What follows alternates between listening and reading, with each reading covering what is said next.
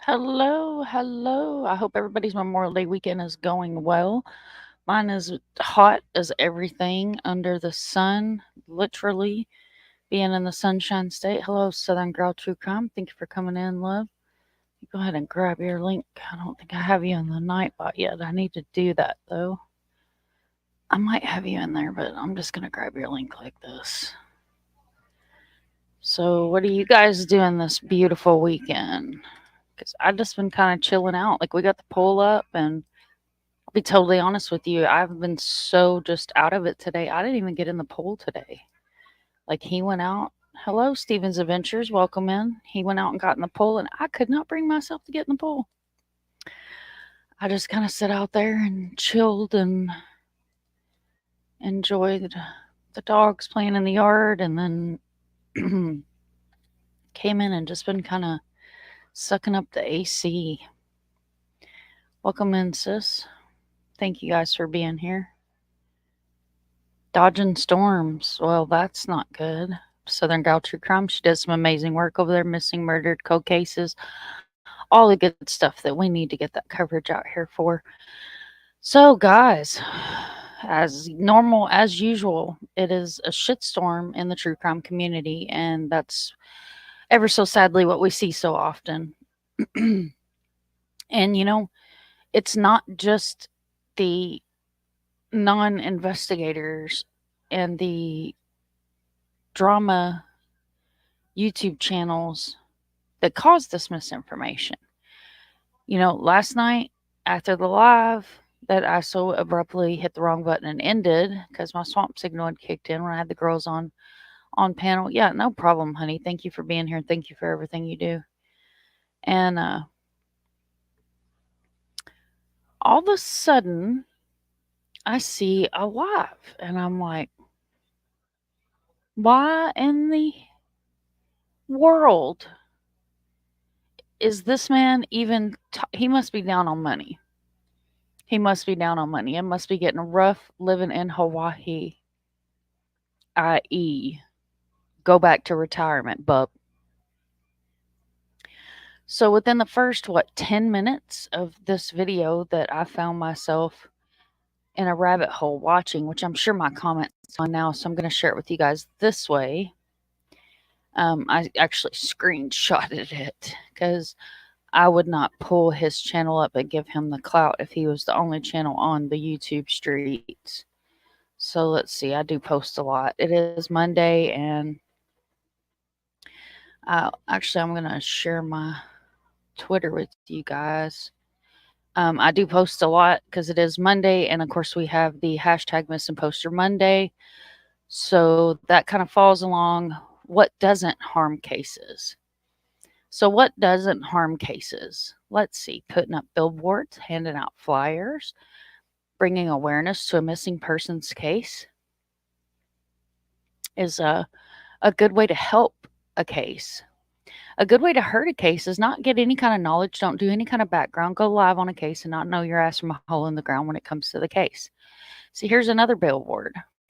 This week's Missing Poster Monday, taking it to the streets campaign for Leona Kinsey, missing from LaGrange, Oregon. I will put up the link to her story in the comments. So this is a billboard. These are, when you see these right here posted on my community wall or on my channel, these are ones that Vern creates.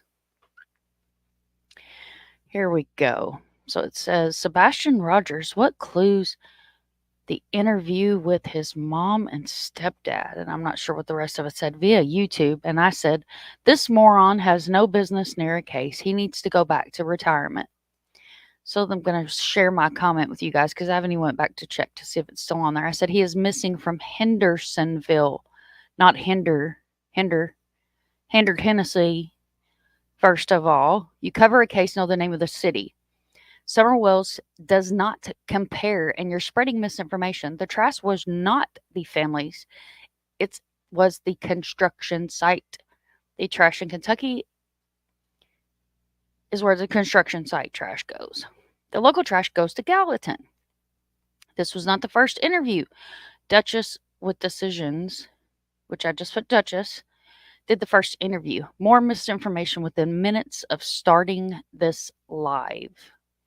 Minutes, guys. I'm talking about minutes into this live. Oh, I love this. I do have to share this with you guys. It says, my sister sent me this. Things you don't see every day. Holy crap, is that a Bigfoot? Holy crap, is that a payphone? Okay, so back to the subject at hand here, and I'll close my Twitter because it's kind of irrelevant to what we're talking about. So within minutes, the town name's wrong, compares the case to Summer Wells, completely misinformation on which trash landfill was searched. And not the first time that we've seen him harm a case. If you've been around the true crime community for very long, then you know. Salty, welcome in. I love me some Bigfoot. Like I said, you guys can probably see my big guy up here. I got Bigfoot stuff everywhere. But he is known for misinformation, just no business whatsoever in their case. Like, I was so upset last night that it about drove me insane. Well, when Dutchie was in here last night, she had mentioned that there was another couple that has taken upon themselves to drive past the Proudfoot's home. So things that harm a case, things that harm families, stalking the family, that goes way up here with misinformation, is stalking a family. So I go on there and I watched, I don't know, I probably watched half of the live. And the one that I watched was from yesterday, and it had almost 19,000 views when I watched it. I don't give a damn how many views I get. But see, the sad thing is that if people would watch channels that have integrity and care about these missing people and care about what happens in these cases, we would have views like that. But you mix the drama and the misinformation, and people flock to that like flies on shit, and I don't understand it. Like, it absolutely just blows my whole mind. You tried to watch him once, but you can't do it. Dude, I cannot with this man.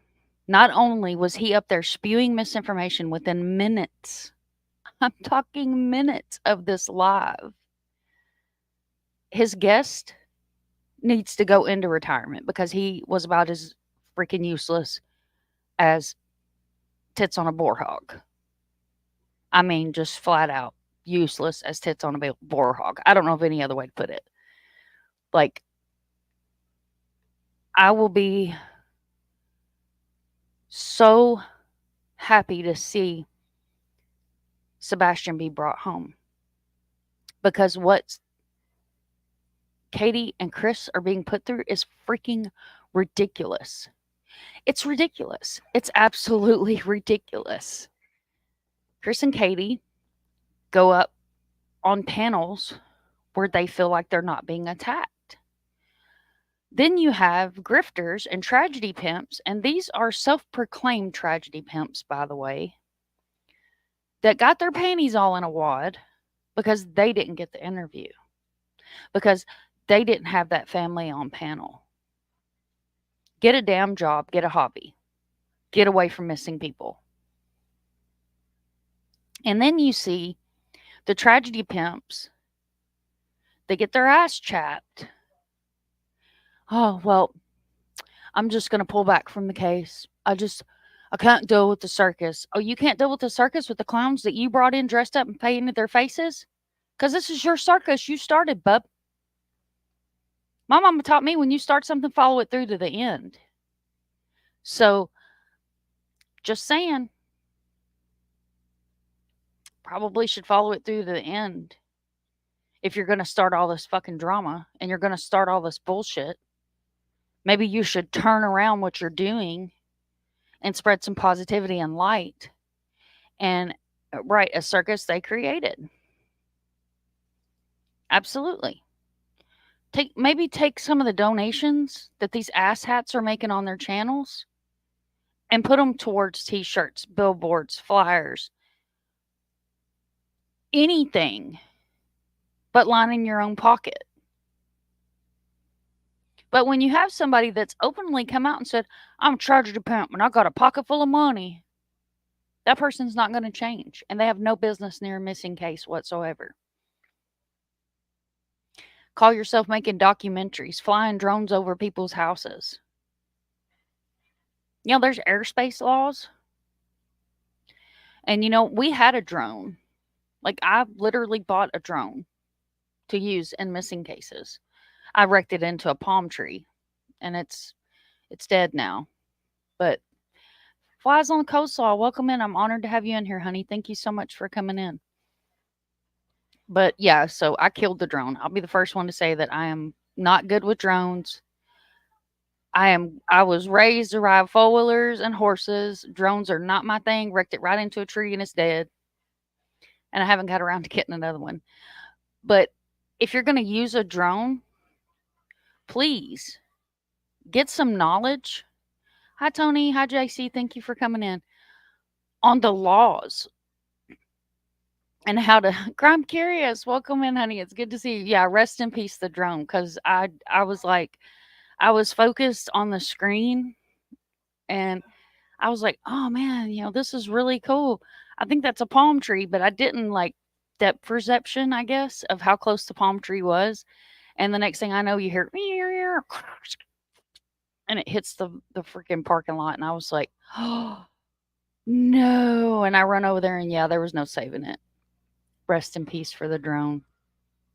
Because I have to get another one. It's quite dead now. But it disgusts me how, you know, you want to come into a case and you want to cause all this drama and pit people against each other and try to pit the families against each other. And then you're going to get on one side and you're going to just stick with that one side until it doesn't fit your narrative anymore. Or your, hi, Lady V, welcome in, honey. Pointer lover. It doesn't fit your narrative. So let's move on and bash this side of the family instead of this side of the family. Let me just put out a public service announcement. Let's not bash the family at all. I'll be the first one to say that I don't. All right, honey, be safe. Thank you, Crime Curious, for coming in. Love you, Jen. You're awesome. Shayla Montag, welcome in, love. You know, I'll give you a link. I didn't even think about it. So let's not bash the families at all. You know, at all. And I mean, I've made it very, very, very clear how I feel about putting out Sebastian's trauma. It should have never been done. And as many people know in this community, I had a missing child. So I understand from down here in the gut, like down in the gut, where that comes from. Not sleeping, not eating, sleep deprivation, beating yourself up, the woulda, coulda, shouldas. What do I, what could I have done differently? Maybe I shouldn't have went to sleep. Maybe I shouldn't have made that phone call. Maybe I shouldn't have done this. I should have done that. I should have done this. I should have done that. None of that is going to change the fact that you couldn't have done anything if it was meant to happen the way it was meant to happen. All that you can do is try to focus and listen to law enforcement. Like, that's all you can do. Melissa Wildcard, welcome in, honey. Thank you so much. Yeah, thank you, Salty. And Pointer's got a great point. Some of these creators are just gross. Absolutely disgusting. And then you got the PR guy. People don't want to wait for facts. They don't get clicks that way. I agree. 100%. Yes, I had a missing child. I had a missing child in Nashville, actually. And yeah, I'll drop it again, honey. I should have pinned it to the top. I didn't think about it.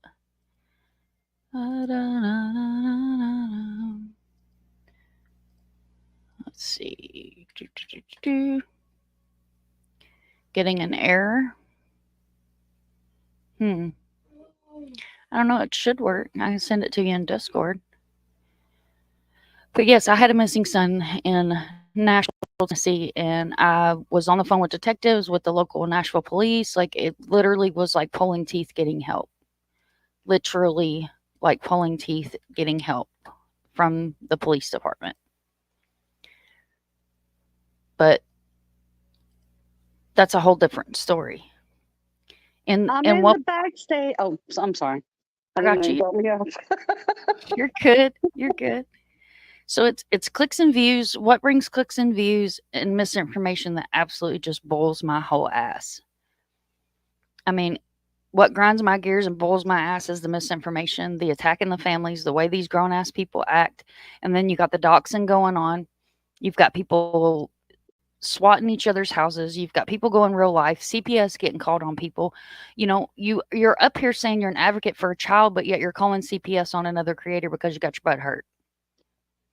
Like, I can't wrap my mind around it. And then you got, what have I been calling him? Tacky Tony? TikTok Tony? Yeah, you got Tacky TikTok Tony. Yeah, they like the drama of all of it. These creators go rush out in the drama. Yes, we did find him. We did find him just in the nick of time, to be honest. That's a whole different story. Hi, Southern girl, Southern gal. I haven't seen you in a while. I'm sorry I hadn't been around. I will get over to one of yours soon. I'm sorry I haven't been around. Hi, everybody. Sorry, I had to do that. You're fine. You're fine. I don't think I've ever made it over there for a live either. Yes, I got him back. We got him back. And actually, you know what? And I'm going to put this out there because this happens. Like, we had 4 different counties looking for him, because if you've ever been in Nashville, you've got all these little towns that sit around Nashville. And you have several different counties that are around Nashville. Well, he grew up there. So he has friends all over Nashville and the surrounding areas, which are different little counties that all butt up together. So we didn't know where he was at. So we're calling every county. I'm talking to detectives. I'm spending hours on the phone, no sleep. My stepdaughter is who found him. By the grace of God, my stepdaughter's who found him. So it does happen that families find their own missing loved ones. Apparently, YouTubers are suing YouTubers. That's been going on for a while. That has been going on for a while. I did get him back. Thank you. Yeah. Yeah. You're making something to eat. Okay, honey. Crime Time with Mama Bear. Thank you for coming in, love. I'm just going to tell y'all, mine's 32. He's being a smart ass today. He goes missing. I'm not looking. You're not looking? Not today. No, it wasn't a stranger that took him. He had he doesn't want me telling his full story on here. I've done it before, and I don't know which live I would have to tell you to go to. But we'll put it this way. He was going through a rough patch in his life. He made some bad choices and decided he was just going to vanish. Turned his location off and was pretty much a full-blown panic attack, and I was actually a mod of a large channel, and I went up on that panel, and this was, like, day 2 that he was missing, and I'm not only speaking to police, I'm on Facebook, I'm on Twitter, I'm calling people he went to school with, "Have you seen him? Has he reached out to you?" You know, and I go up on her panel, and I was ignored the entire time I was on that panel. The entire time I was on that panel, not one person, and I'm in Florida. These are all people that were in Tennessee, never bothered to get out of their computer chair and help me go look for my son because my car was down at the time. And I'd be honest, I didn't have the money to fly up there, and if I'd flew up there anyway, how the hell was I supposed to get around? So it wasn't a stranger. It was on his own volition that he left because it does happen, and adults and children, it does happen. People leave. Sometimes, that's why I always press mental health matters. It's fun, Hunt. I haven't done a live in a while. Doing Missing Poster Monday live later tonight. Cool. I will try my best to be there. I went through something like that when someone shot at me and I was driving, and I called the cops and they said it was another jurisdiction. That's crazy. Rocket Queen, welcome in. Haven't seen you over here in a long time. Hope you're doing well. Mom, what county did they find your son in up here? Believe it or not, Goodlettsville. Oh, so he was still in Davidson County. Mm-hmm. Well, Davidson, Sumner, because half of Goodlettsville, is part of Goodlettsville was in Sumner. He was at McDonald's. And freaking Broad.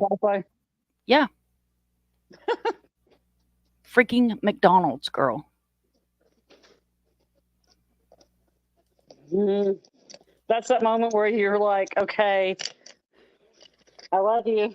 I'm so glad we found you. I'm not going to beat you today, but yeah, it was not a good situation. Like it was a hard not beat him kind of thing because I was worried sick, and knowing what I do now, even what I was doing then, I was still doing what I do now. What I was doing then, I was just a lot smaller than I am now. But now because of that happening, I have tracking on everybody. Like I went and got an iPhone just so I could track everybody. Like you ain't gonna get far without me knowing it. If Dristy's still in here, she'll tell you that I be tracking her. I be texting her, "What you doing? What you doing in Berea? You ain't supposed to be over there. It's 1:00 in the morning." I be creeping on everybody, and Mom be creeping on everybody. It's out of love. It's out of love. When my son was on our phone playing, when I was just gonna, and this was when he was older, I was gonna do one of those because the Androids have a family thing where you can track them too. I turned it on. He texts me back. He goes, and it turned it on his phone. He goes, "Stalker." Well, Mini Monster, you guys have heard what he does. He's a gamer. He does all kinds of fun stuff that I'm not going to get into detail. He can go into all that because I'll end up screwing up half of what he does. But he has a program on his phone that tells him when I turn on his tracker, and he'll message me and he'll be like, "Mom, I'm turning my location off if you don't stop." I just peeking through the bushes. Make sure you're all right. That's all I'm doing. That's all I'm doing. Salty says, "I understand. My daughter was gone a half an hour and it was horrible." It is. It is. Yeah. See, we track each other. Hi, Truth Seeker. Welcome in. Thank you guys so much for coming over here on this Memorial Day. Kimber, did you have something to put in on the fucketry in these streets? Oh, I just think that it needs to get back to finding Sebastian, and that's it. It does. I agree. That's where it needs to stay. It's got to get there. Oh, sorry, I dropped some in the trash. You're fine. But no, it's got to start getting back to finding Sebastian. And people doxing and I'm afraid that's what it's going to come down to. Everybody's going to start doxing everybody, swatting everybody. It's going to get worse before it gets better. That's my opinion. Yeah, I agree. And if it takes losing the camp, and I'm smoking, guys, so I've got my camera off so you guys didn't get to see my quotey fingers, but no, they're there. If it takes losing that entire camp, then go away. So maybe some credible people that are trained SAR people will come in and start helping, because people that are credible are not going to go anywhere near all this shitstorm. It's not going to happen. SF Investigates posted on his Twitter. I don't know if you saw what he wrote. You talking about the unwarranted opinion, or what was it? Shit. Yeah, I read it earlier. We'll pull it up. I love Steve. Like, I absolutely love Steve. He's I like his opinions. I myself personally went and started following him, but I love his opinions, and you know, I value them. But he did comment on somebody else's too. He did comment on JLR posted something, and he did comment on that. Well, I can't see JLR's because he wants to be a little asshat, and he blocked me.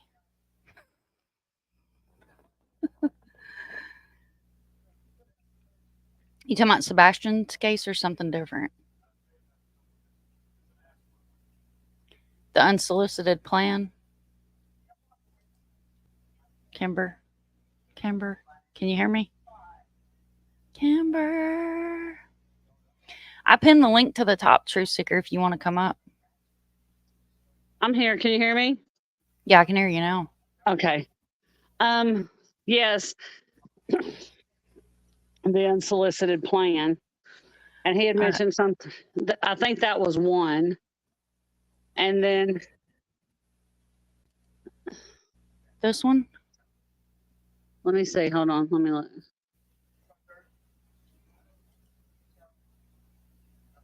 Yes, that's it. That's the one.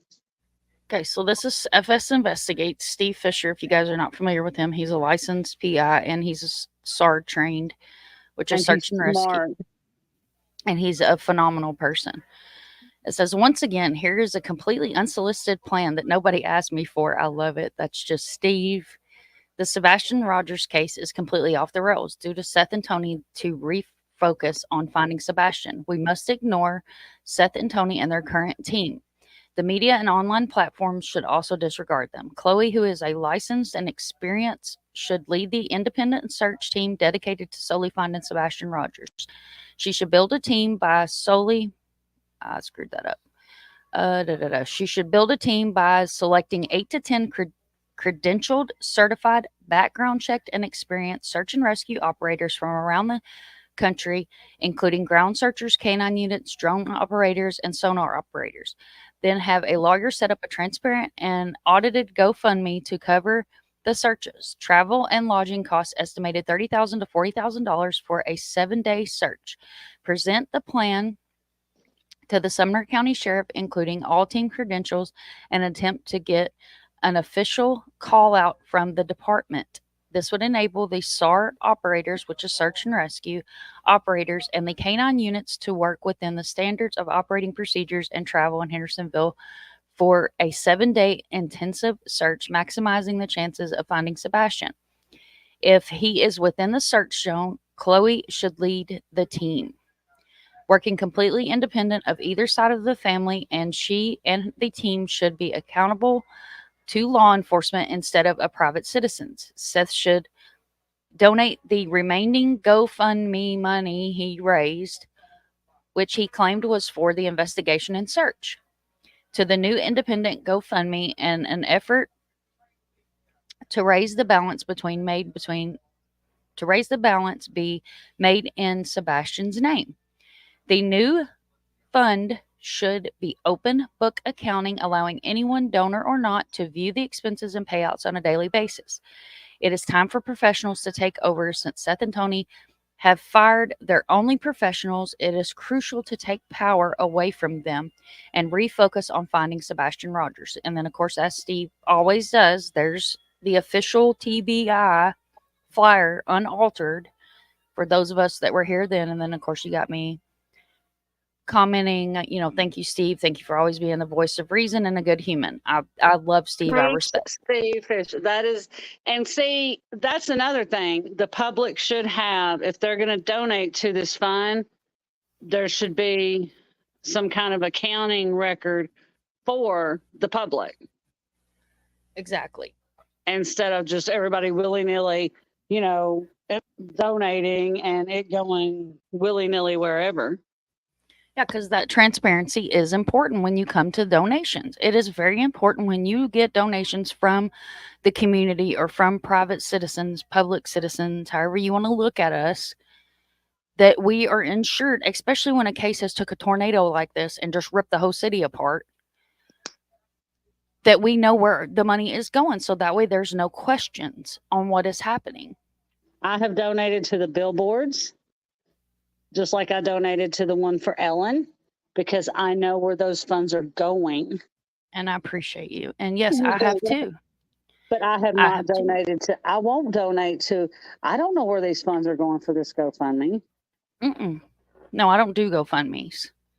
I don't do GoFundMes. And that's in public knowledge. Christy does not donate to GoFundMes. It does not happen. I didn't even donate to Riley's. The only way I will do a GoFundMe is if it is someone specific that I know, like an old friend or something that's having an issue, something like that. But see, here we do fundraisers, just like we have a friend from school that had a stroke, and her best friend in high school was my best friend's sister. So we had a fundraiser for her. We did it, we had a silent auction, sold T-shirts and all this, but all the proceeds went, bought food and everything, and everybody donated. We donated money and our time and everything else, but all of that money went to her. We collected for about, I think, $6,000, but all that money went to her. Mm-hmm. It's just little things like that, fundraisers, but people want to know where their money's going. Yep, because times are hard. Facts, exactly. Times are hard. Like, I work 40 hours a week. I don't drop I've dropped my Cash App one time, and that was for the night that we did the live for Ellen Greenberg's billboard that I have up. But many people know that he was in a car wreck and I'm the only one working. So anything I donate or anything that I do to this channel, that comes out of my pocket. Except for that one time that you and Arctic and Pointer Lover and a couple other people, Mecky, and I had a couple other people that donated to the billboard, and I made it very transparent. Posted screenshots and receipts and even went live and showed the progress of the billboard and stuff, because I have nothing to hide. I'm not trying to scam money off of nobody. And Mama, I understand that. But the thing is, even if you hadn't sent me a receipt, I know that if I send you $30 for a billboard, that's where that money's going. Absolutely. Absolutely. And this isn't the first time I've done it. Even if you don't send me a receipt, you don't have to, because I know as much as you advocate, as much as I see things, I know that you're not one of these grifters out here to get money for you. You're doing it for the cause. Everything that you do is for the cause. It's not your channel's not monetized. So, but the Cash App, you did the Cash App that night because that was the only way that you could get the money for the billboards, for the blips. So, but you're not out, and I'm not saying anybody don't get me wrong, I wasn't saying anybody that uses Cash App, because I don't think anybody that uses Cash App or anything else is grifting. Don't get me wrong, because there is a lot of people that do good in this community and a lot of people that use this as a source of income. And I have absolutely no problem with that at all, because you're doing good. But what I do have a problem with is the real grifters, the one that rides off of these missing, murdered adults and children's backs. Absolutely, I agree. And goes on a live, almost makes fun of it, but yet they say, "Oh, well, we're here to it makes me sick to my stomach. I find no humor in it. It's just not funny at all.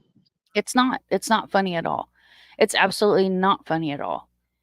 None of it is funny. And, I understand that a lot of people do this for a living because this is where they get their income. They're not allowed to leave their house for one reason or another, or they're not able to leave their house for one reason or another. And as long as they're doing it the correct way and doing it credibly, that's different than dragging a family through the mud or having a game show on your channel and charging people stupid amounts of money. And then, I don't agree with it. In the beginning when I first started doing this, I had nothing but respect. But it's like the bigger a channel gets that is got those tendencies where you can kind of see it through the bushes, like if you move the leaves back and look. But you don't want to believe it at first because that's somebody that you've supported since, they had 1,000 subs. Right. And you just you know that creator and you're like, "No, there's no way. It's just me. It's just my true crime brain." And then 2 years later, you're sitting here going, "What in the actual fuck do you think you're doing? Like, what are you doing? What are you doing? Like, exactly, what the hell are you doing?" And then they do a live. And the funny thing is they'll do a live, they'll make this money, and then they'll make their live members only. Or they'll make it members only after they do the live and they grift and make all this money. They'll make it members only so nobody can clip that live. Or pull the live down. Yeah, or pull the live down. But everybody's wondering about the TikTok videos. Now, I can tell you this, and I heard this somewhere. When they do a live on TikTok, it automatically disappears after the live is over, from my understanding. Yeah. So that's why I think that they're doing a lot of these lives on TikTok. But what they don't realize is you can screen record a live. Hello. Duh. Oh, yeah. And some of us have several means of screen recording live. Right, I'm armed with OBS, Skype, and Streamlabs. And then if I'm out and I've just got my phone, I have an iPhone, I will screen record your shit. And that's what they don't understand. If you put it out on the internet, it's out there forever. Whether you think it's disappeared or not, it's out there forever. And that BS tip line, I don't even know what that was about. I mean, how are you gonna make a BS tip line about a missing kid and try to go around the TBI or the Sumner County Sheriff's Office? How are you going to do that? What is your reasoning? It's just like the fake tip line. Yeah, the sergeant, whatever the hell his name is on Twitter, he's a scammer. I could have told you 6 months ago that guy's a scammer because I private messaged him on Twitter and was like, "Hey, you got credentials? You got something that says that, this ain't bullshit with your little map and your little misinformation you're putting out there?" And then you not only have that, but you have these people that just absolutely are just disgusting human beings. Andy C 2828 says, "I have a feeling if it gets worse, everyone will turn away from the drama and Seth, Chris, and Katie will be left with nothing." Andy, I understand where you're coming from, but not everybody's going to turn away from them because you're going to have a handful of channels like mine and a handful of other channels. Like if you see me in a chat, I'm generally in a chat because I trust that creator or I appreciate what that creator is doing. If you see me in a drama chat, it's probably because I'm fixing to come completely out of character. And you might want to watch what I'm going to say because it's probably going to be good.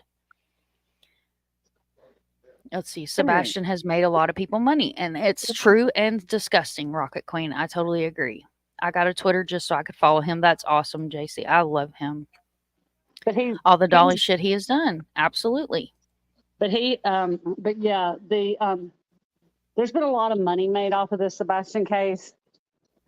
And you have to count the money that's been made by the father himself. You have to count how much money's been made by other creators that have had him on their show, and they title it just like the night they were going to supposedly release the CPS documents. Well, you can't do that. This child is a minor. You can't release it. And too much has been released on him already. So yeah, it's a good way to go to jail. Mm-hmm. So stop. Just stop. Think about the child that's missing and how he will feel, because I think he is much higher functioning than his father lets on. And I'm not, and that's no shade to the father, but I think he's much higher functioning than Seth lets on. That's no shade to him at all. Mm-mm. But No. The interview that they did with Queen Bee, Katie and Seth talked about, he doesn't like carbonated drinks. He doesn't like this. They told us a lot in that interview, and everybody's like, well, they didn't talk about Sebastian. Well, yes, they did. If they told us that Sebastian didn't like carbonated drinks, if they told us Sebastian didn't like this, if they told us he didn't like that, yes, they did tell us a lot. Yeah. Whether y'all like it or not. But the only ones screaming that they didn't tell us anything are the tragedy fans. Exactly, because it wasn't their interview. That's what it boils down to. Is they're going to pick that shit apart because it wasn't their interview. It wasn't that they got the family to come up on panel and they made revenue off of having that family on their panel. No, they went to a channel that's not been bashing them this entire time. Right. Because they're not going to go to a channel that continuously bashes them, and I don't blame them. These people have been dragged through the mud, and I think that's, and I'm just going to be honest, I think Seth is a grieving father, just like Katie is a grieving mother. Of course, now Katie's not going to cry every second of every day, because it's just like if you lose a loved one, for example, mother, father. I've never lost a child, so, and I know Sebastian's missing, but a mother or a father, brother, you don't cry every second of every day. There's some laughter in there through the tears, because you have to laugh. You can't cry 24/7. You can't, because it will break you even worse. Right. And there's some laughter through the tears. And everybody gets mad because Katie laughs a little. Well, Seth has laughed too, and that's no shade to Seth. But I think that Seth is a grieving father. His son is missing. I think he wants answers, but I think Katie wants answers too. But Katie and Chris are doing the right thing and waiting for law enforcement to do their job. And that's why law enforcement is talking to them, while Seth is going over here and he has gone completely off the rails. He's angry because his son has not been found, but he wants his son found. And I get that, but he's going to have to let law enforcement do what they do, because it's not going to just be, we obviously know it's not going to be overnight. And I think that Seth is in a spot where, we're in true crime. So we know that,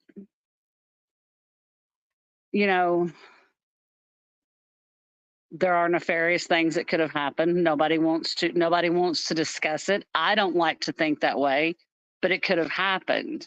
He may be in the denial stage that could have happened, and he has shown us that. Maybe he needs to go talk to a professional. You know what I'm saying? Yeah. Someone that could help him, someone that could assist him.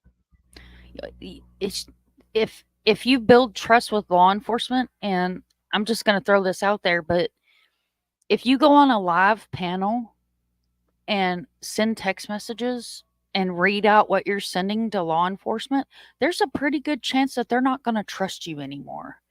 And they're not going to give you any more information. And I've said this, I've screamed it at the mountaintops. There is a reason why law enforcement ask families do not search.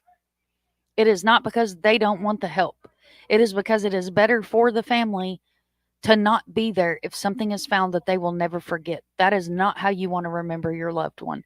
That is not how.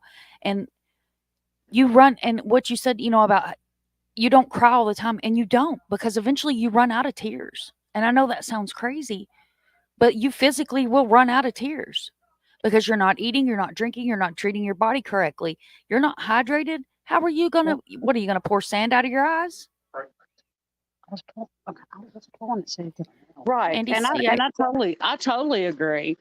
And he's probably, well, I don't know if he's not eating. I mean, I can't say that. I'm not gonna body shame or anything like that because right.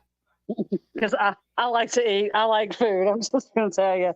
But my thing is that just like when he went and saw the video of the proof of life of Sebastian, and he came on and said, I got proof of life. He wasn't supposed to tell anybody that he saw that video.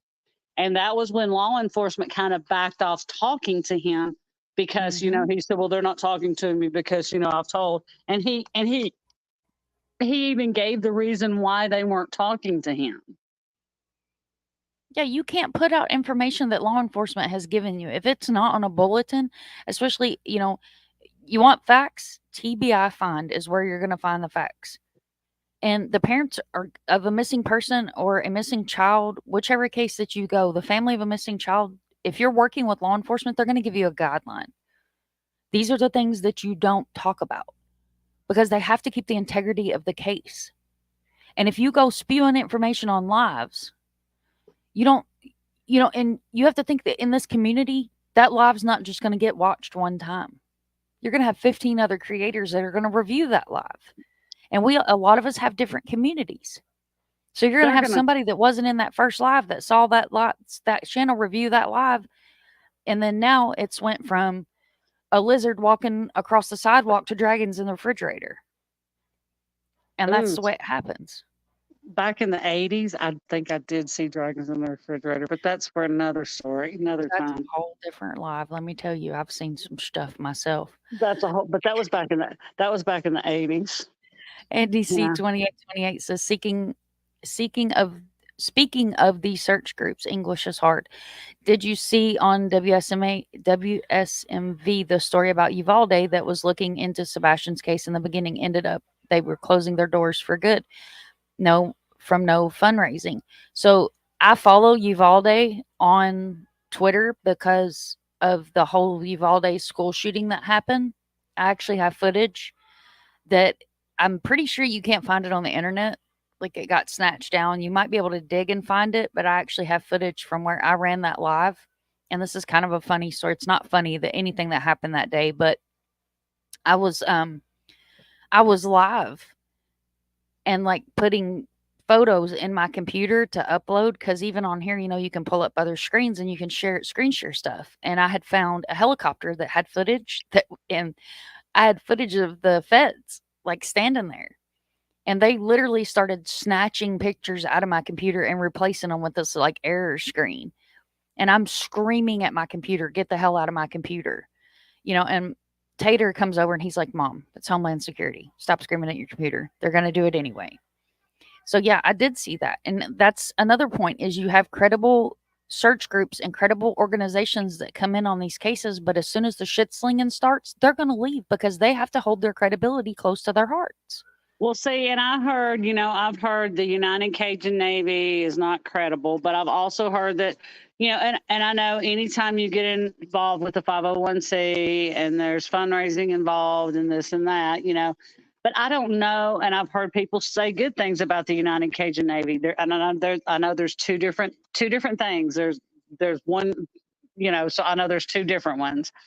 So, one says they're the real one. This United Cajun Navy that was here in the search for Riley Strain. Then they went up there, but see, and then all the shit, this like you said, the shit slinging gets. I don't think you said shit, but I did. I'm not monetized, so there will be adult language in this live. There is adult language because Kimber's here. The shit slinging gets started, and the credible groups are not going to stay when the drama starts. They're just not going to stay. And look at her. Salty, screen record this. I love her. I love my Salty everybody. Girl. I got a whole file. The Salty got a whole file on there. Oh my goodness. I got a whole file of screen records. But no, I think that but and then because they don't want to be involved in some smear campaign. They don't want to be involved in some shit smearing campaign where, and then a lot of these groups, I mean, I know there's probably not, some of them are not they may not be the most upstanding citizens. They may have people that have a criminal background.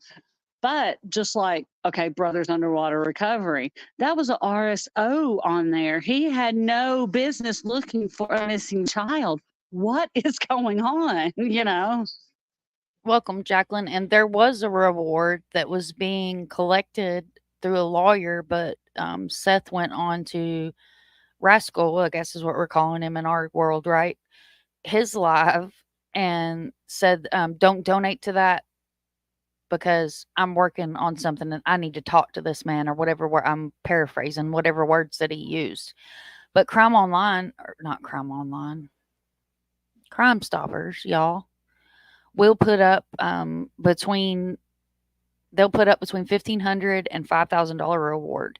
But I believe that either the family has to reach out to them and it has to be backed by law enforcement, or law enforcement can reach out to them backed by the family and they'll put out a reward. But a lot of times, and welcome everybody that's coming in that's new. I appreciate you guys all being here.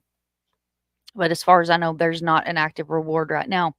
And that can go both ways with the reward, because with the reward, that can start flooding in a bunch of tips that don't have shit to do with the case. And then if you look at other cases, like Caleb's case, for instance, he's got a $50,000 reward. When the sheriff first spoke about his case in the interview, if I was on live with Dutchie and Arctic on Arctic's channel, Arctic Fox True Crime, on his channel, the sheriff said they had 50 tips. 50 tips ain't nothing. No. Do I think who's in a facility, JCN? I'm behind on chat, guys. Sorry. I think she wants to know if you think Sebastian's in a facility. No, I don't. I don't think he's in a facility.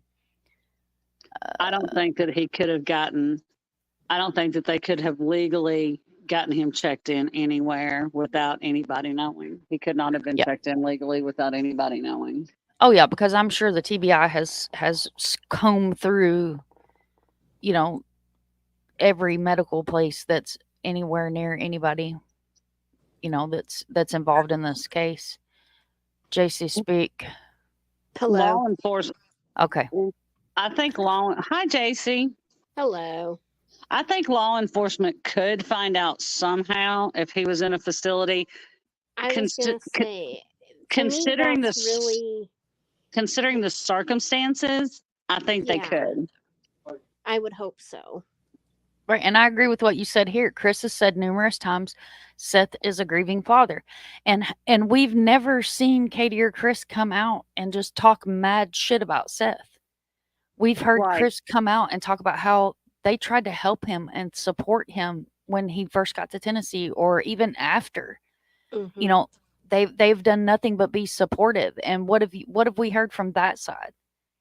Being Seth's side, just shit that should have never been made public. Mm-hmm. All kinds of drama, people's traumatic stuff that should have never been put out there.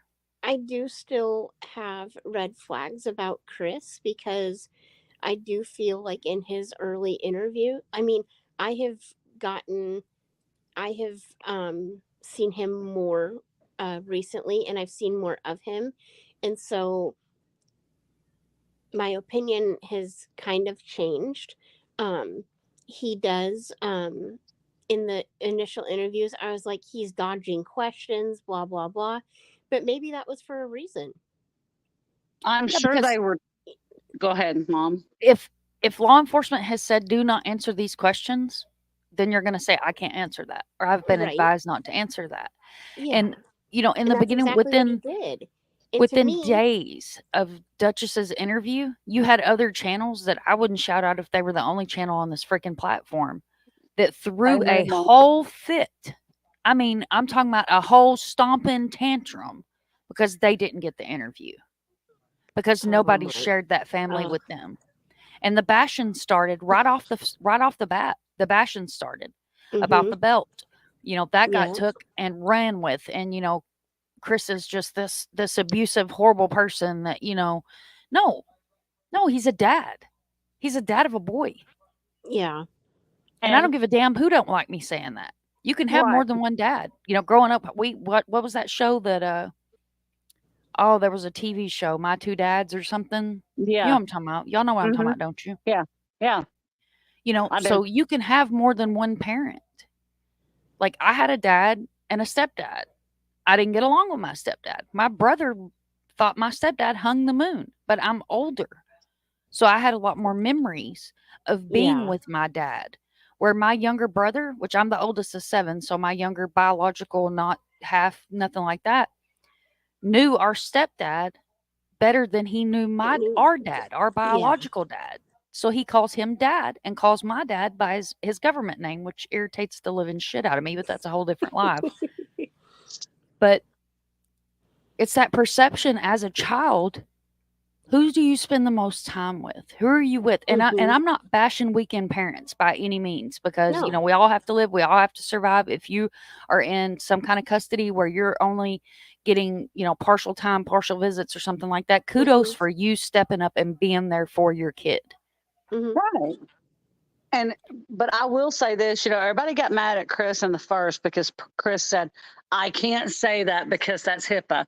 And I'm going to say something. And if he still says something and says, I can't say that because that's HIPAA, Chris cannot give any medical. What people don't understand is Chris cannot give any medical information out about Sebastian because it is HIPAA. Because Chris is not Sebastian. He is his stepfather. He's a boy dad, but he is not his biological parent. So therefore, Chris cannot give any information out about Sebastian medically.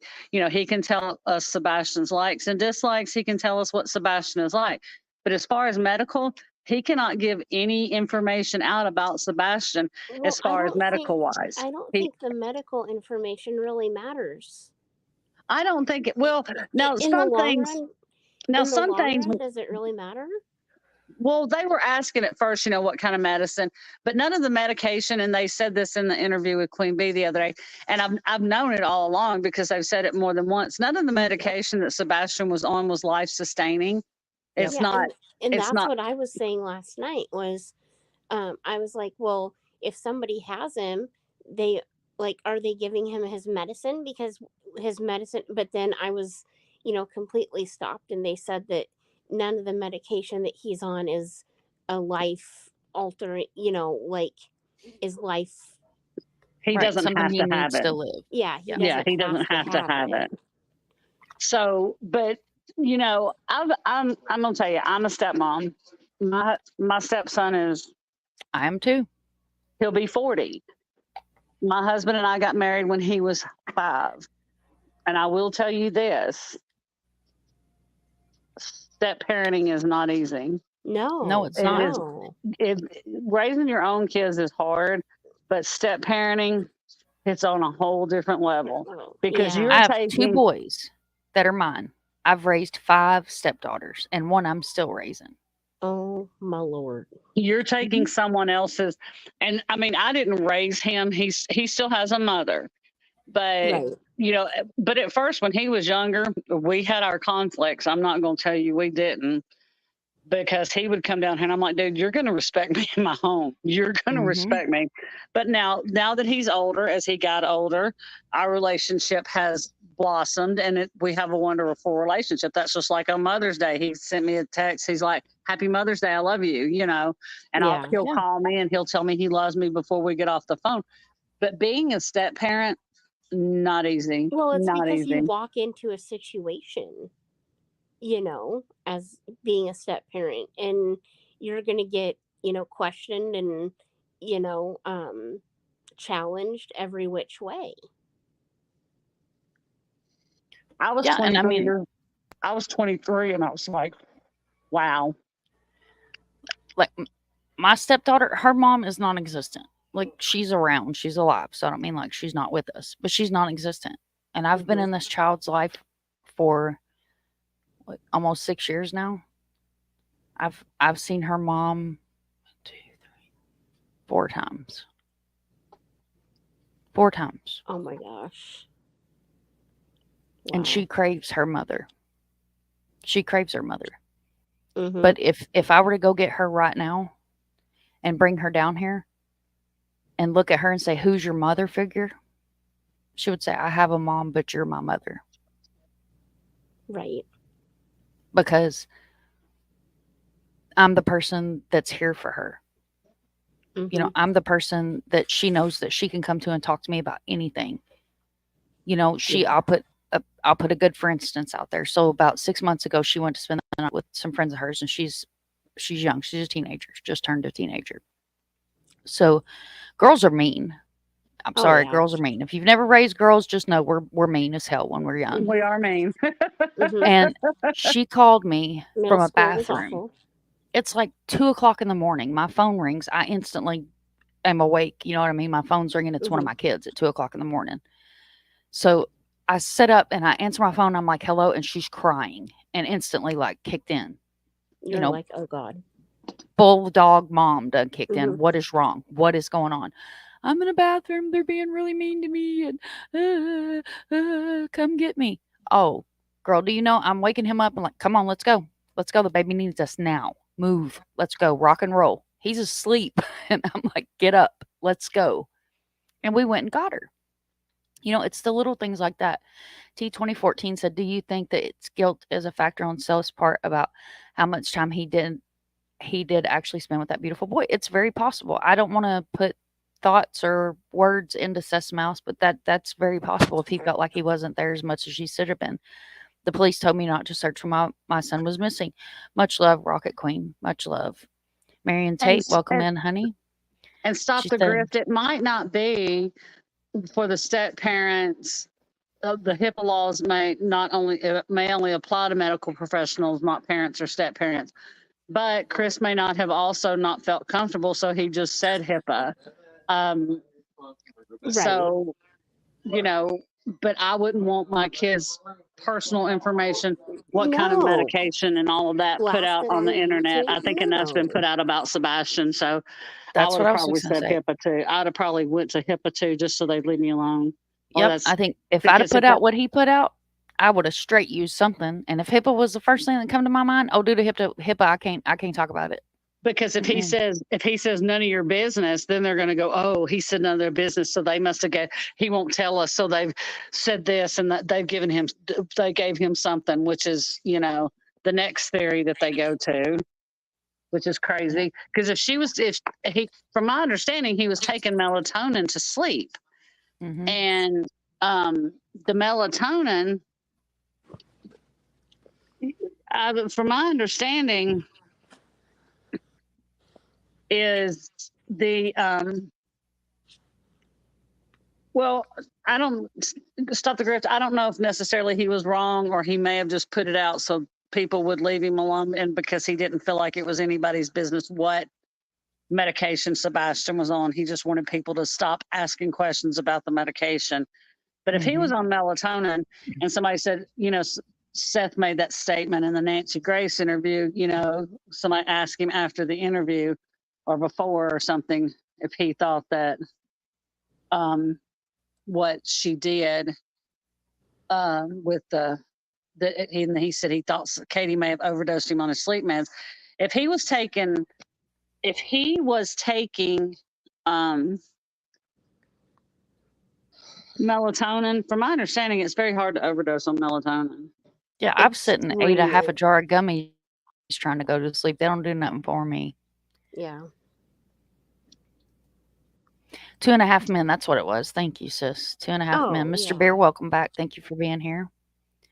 I couldn't think of what the show was. I'm so frustrated. Like I'm absolutely so frustrated. Mr. Beer's coming back through I it wondered. from I Riley wondered if that's Strain's what you meant. case. This was a crazy, crazy live that we had on Riley's. Correction, sorry. HIPAA applies to medical professionals, not parents or step parents. Yeah, Oh. it applies to medical professionals if you are if you're in insurance, because I used to do Medicare for 5 years.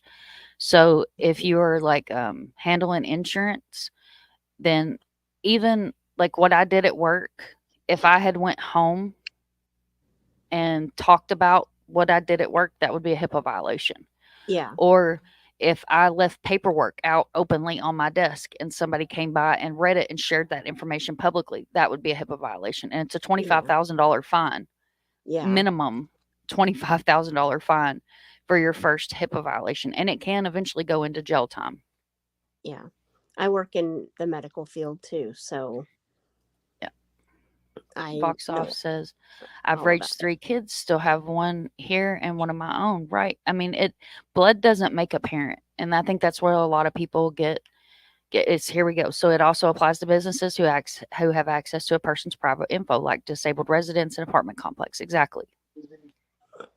But I just think that it's that, but it's none of the public's business what medication Sebastian was on. That's law enforcement's business. And I think that, Tony, I do think that was bad too when he got on there and accused them of letting him. Horrible. Because she didn't let him. That wasn't they let him a case. It happened, and but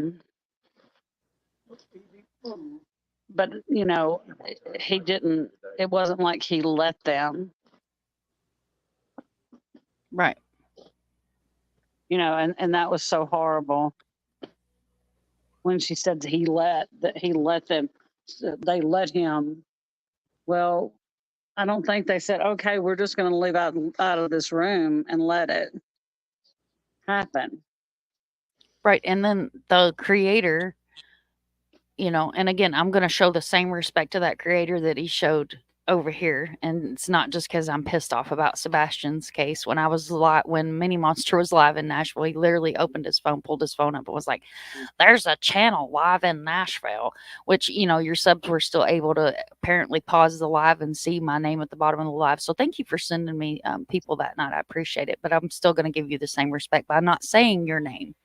However, it was disgusting trying to get information on, at the time, an underage child. I'm not justifying what he did to Sebastian by any means, but it's not in your damn business what that person's name was, because the last thing we need is somebody else drugged through the mud here on YouTube. Right. And the last thing we really need is Sebastian drugged through the mud on YouTube, which they've already done. Exactly. And they don't seem to care. They just want to keep dragging this child through the mud. Well, and Dago talked about it on one of his lives, like all this stuff that's been brought to the surface. What happens if Sebastian is found and does come home? Then all this stuff has been exposed, and like it's just going to it could re-traumatize him. And I've said it in the past that, in these cases, especially these missing kids cases, these kids, these teenage kids, like Sebastian, they watch YouTube and they will Google their name. They will Google their name. They've done that. And I have another question. Who in the hell were these people to re-victimize Katie? Who the hell do they think they are? Yeah. Facts. Who the hell do they think they are? They don't know who the hell do they think they are? It's about them, they think. They've all, if you watch this space long enough and certain types of people and creators, and this case quickly became about each other than a missing boy. And I understand. It is. I know. I snuck in. I got but sneaky. I did. You know me. I'm gonna slide in through the back. I'm not. I know how you do. And if you were, you know how I crawl. But if you were, it's just got these create. Yeah, go ahead. Well, like Dago said too, if you were new to true crime and you came across this case, would you even know that it's about a missing child? Well, what I say to that, well, this is not the first case this kind of stuff has happened in, and I wish that everybody would stop. not just summer, it has happening in criminal cases. It's happening in Yes. every Yeah. case, because YouTube, we have to understand something. The world is huge and the world's full of a lot of different kind of people. You give them a platform they can speak, doesn't mean they all need to be speaking. So it really, they all want to be number one. Not all of them. That's not what, not everybody's end game, but they want to be the number one, want to be with the information, want to be insightful, whatever you want to call it. But it quickly escalates, and it's gotten worse and worse with each case. This case took on a whole new level, and it quickly became about each other. Even you can sit there and say, well, yeah, well, so there was a handful attacking the parents, and I saw that immediately in the Stearns case, and I was one of the first ones to pull back in Dagos and say, hey, hold up a minute. I've seen too many cases where the parents did it and didn't do it, even if they look suspicious. I'm not going to come out of the gate and take one look at Jen Soto and say she did something. I needed to gauge her for a minute, right? I needed to watch the interviews for myself and not be told what she was doing. So that's what I was doing. I've done the same thing with Katie and Chris. There were some sort of red flags at first, and nothing major, nothing screamed she did anything to me. But I can't completely remove anybody from the table. But I'm not going to sit here and go out in public and say they did something, because I really believe if they were guilty of anything, I think law enforcement would have made a move by now. Something would, and I was talking to Kimber late last night. You know, I said, you know, here's a crazy, this is not a theory. This is me being silly. This is how silly this has all become. Katie goes to bed. Katie wakes up the next morning. All she sees in the kitchen's a little pile of ash in the floor. She sweeps it up. She throws it away. Now, what the hell's that from? Let me go get Sebastian up. Sebastian's not there. Did he self-combust, people? Because y'all claim he never left that house. So the only explanation is he self-combusted. And when Katie told the law enforcement about the incident in the kitchen with the ashy looking stuff, they're like, oh, hell. You know, I mean, come on, people. He didn't self-combust. We represented how many stories, Mom, Kimber, that we touched on that where these kids absolutely have disappeared into nowhere out of their homes. Yeah. And the parents were never responsible. And it's just, yeah. And I'm tired of watching creators who tear down what the family says. I'm tired of watching creators tear down what other creators are saying, because either way you look at it, none of that's helping. But what I did take night before last, was it, Kimber? Chris was back on. Hold on, Salty. Hold on. No, Griff, the ashes did not happen. There were no ashes in the floor at the Proctor No. home. It was yeah, it was not. That was not a real scenario. That was just something that Salty and I were talking about. That is not a real scenario. That is just something that Salty and I were talking about because everybody wants to claim that he didn't leave the house. That's not a true story. That is totally a false story. That was just something Salty and I were talking about last night because everybody. Well, we were kind of just like, people kept saying he never left in law enforcement, but you know, law enforcement knows he left the restaurant. They knows he got to the house. They know Katie's vehicle, the type of vehicle it was, the year, make, model. They know where that vehicle's been. Okay, if she made any stops between the restaurant and home to take care of something, they're going to know where that car was. That was my first thought, was how far is that restaurant from the house? Because I've been doing this a long time. How far is this? Is there any where we could take a detour, or if we needed to? And I've looked at all that. And I know law enforcement, if they're not stupid, they can look. If I can think of that, they done thought of that, right? So the scenario that I was talking about a second ago was completely made up. Please do not. I'm not putting a theory out there. Yeah, I couldn't see the comments, so I didn't realize someone took that seriously. But it's just, and I agree with SF when I saw that this morning. And I said it 2 days ago, people would just stop talking about it, not talking about the case, but talking about the drama, and the speculation. It would start to, because they're only speculating about these parents. Salty Griff said that would make more sense than a lot of theories. That make more sense than a lot he's heard. And you know, but we agreed. I agreed with my own theory last night. That would make more sense than anything else I've heard, right, so far. but it's just gotten to the point, and because I kept hearing little tidbits here and there about Sebastian liking the cats.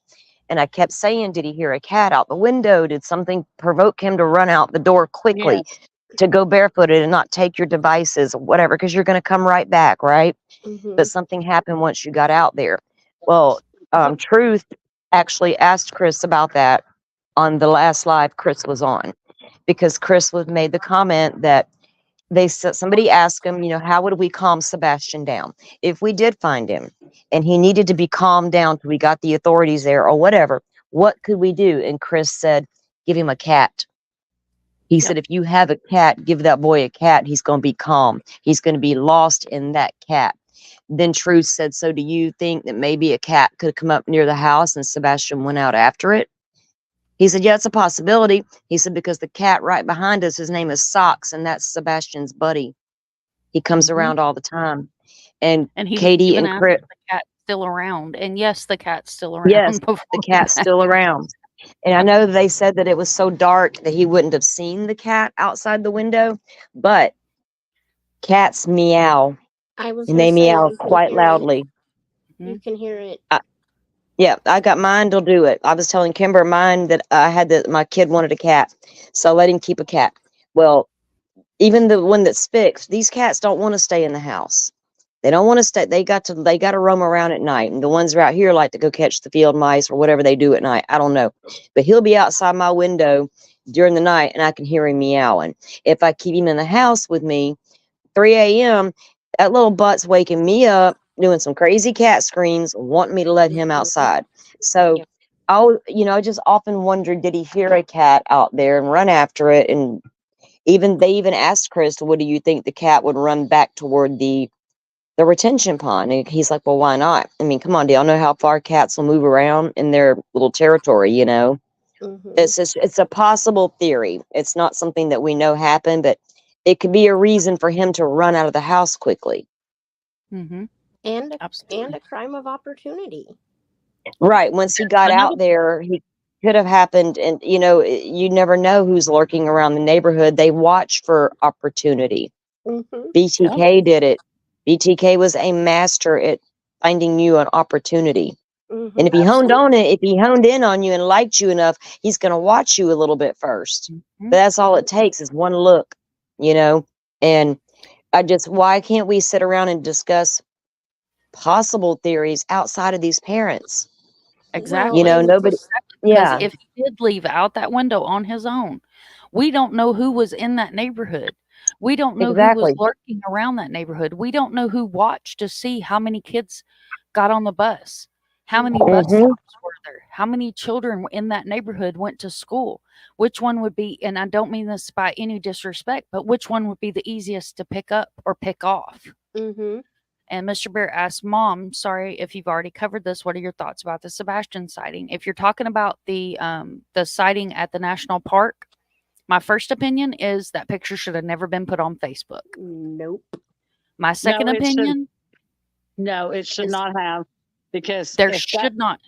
Go ahead. If that picture had been Sebastian, which it wasn't, but somebody else's child should not have been put on.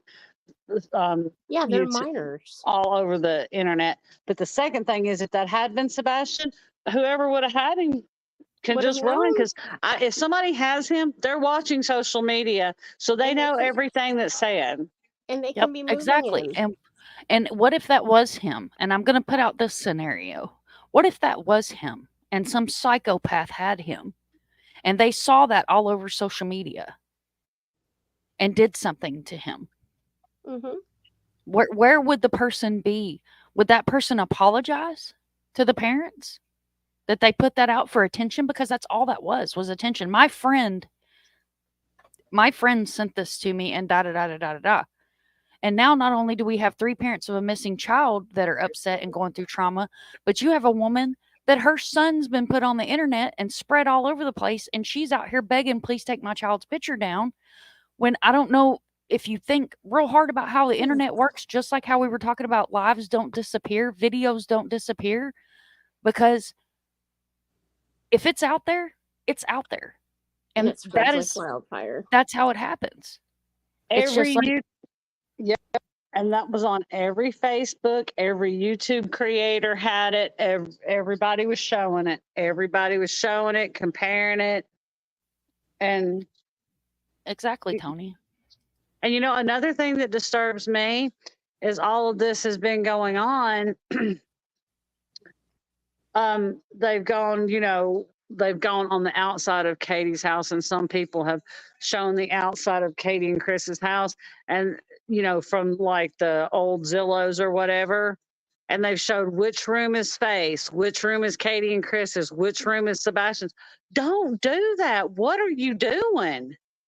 No, don't do that. You don't, that's invading somebody's privacy. The whole internet does not need to know which bedroom is yours, because you don't know if some psychopath that has been driving back and forth in front of your house is going to take that opportunity to come in your house because they've got it in their mind, because their favorite creator that they watch just knows that you did something, and they're going to be a martyr for your channel. They're going to be a martyr for your following, and they're going to go out there and they're going to do something to make that creator proud of them. Scooter McBooters, again, welcome in, says, if I knew absolutely nothing about this case, I would think it's a hoax. It's too much like a Netflix series. Every week drama. People are stalking lives 24/7 for new info. Exactly.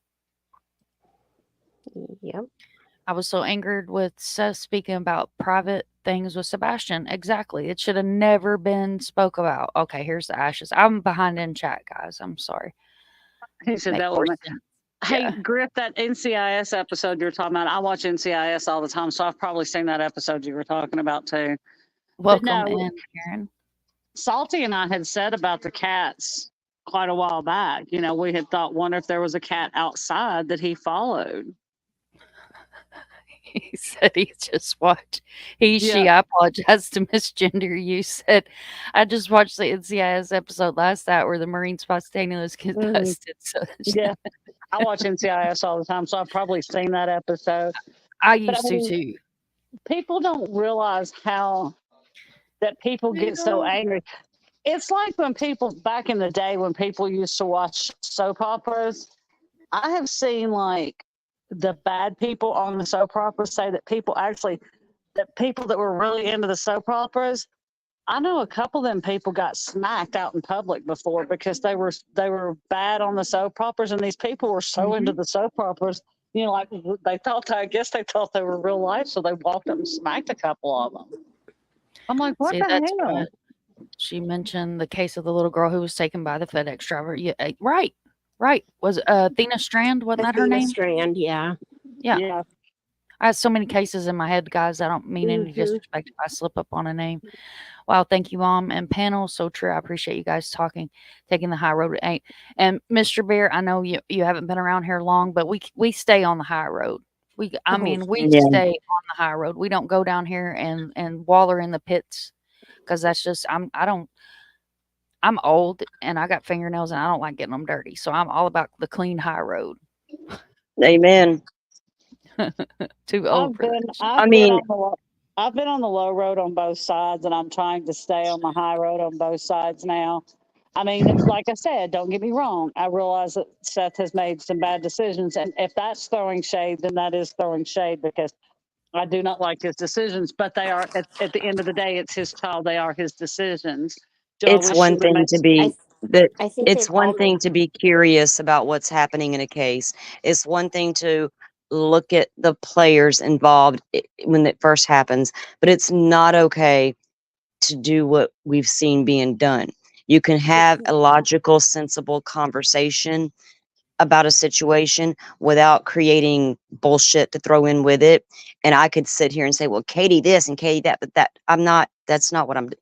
Even when I watch all these interviews with these parents, I'm not watching and biting my nails for the next bit of drama.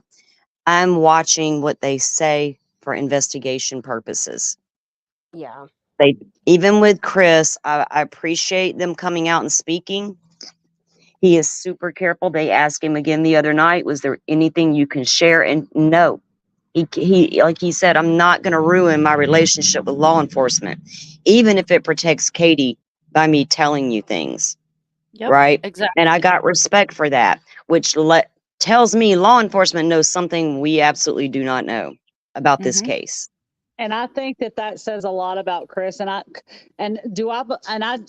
So let me clear this up. I don't think that, before I say what I'm going to say, I don't think that Chris is protecting Katie in any way for anything that she did to Sebastian.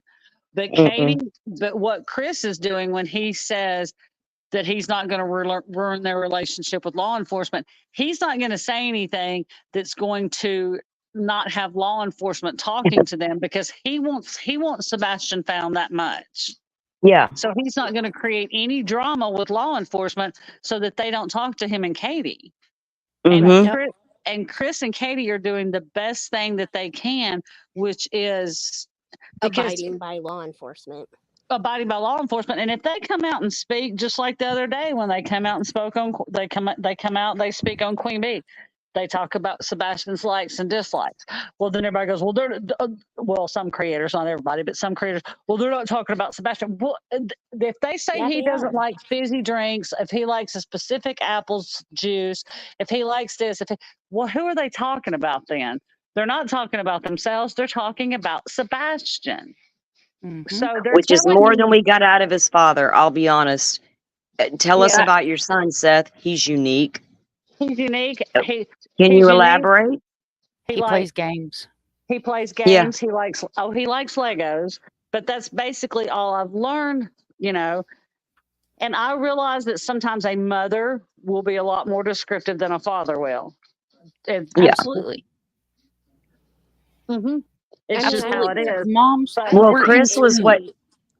Yeah, exactly, Mom. But Chris has been more elaborative about Sebastian as a human, and his likes and dislikes in him way more than Seth. And I think it just comes down to, Seth's that person, not like he's shady and did something to his kid. He's just that person in general. So this is just shining light on that type of person. And I don't see or view Katie and Chris as that. Chris is pretty damn intelligent. Chris was saying things, I've got a handful of sleuthers asking him questions, and he's almost going, damn, are y'all really? Even like when they were getting to, well, can't they just put flyers in the bathrooms? He's like, well, we don't really want the little kids picture in the bathroom. We want it at the front door. Right. Not everybody's going to the bathroom, that kind of thing. He's very sensible, and he doesn't get drugged down a road and led like Seth tends to be led and drug. And people can say what they want, but I've sat there and watched Seth be led and drug. And some people in this world are just automatic followers. Same thing with YouTube, with your communities that watch your show. They look to you to present and bring to them things. They're not going to go look themselves. That's why they watch you. So they believe in you. They follow you. They tend to going to believe what you say, and that's perfectly fine. But don't purposely go out and lead the stroke of flay. You know what I mean? I said that wrong, but astray. Just because for your own, for your own gain. Lead the flock astray. What did you say? I can't even pronounce what you just said. Lead the flock astray. Right, but what did you say before? Don't ask me. I had a gummy. Okay.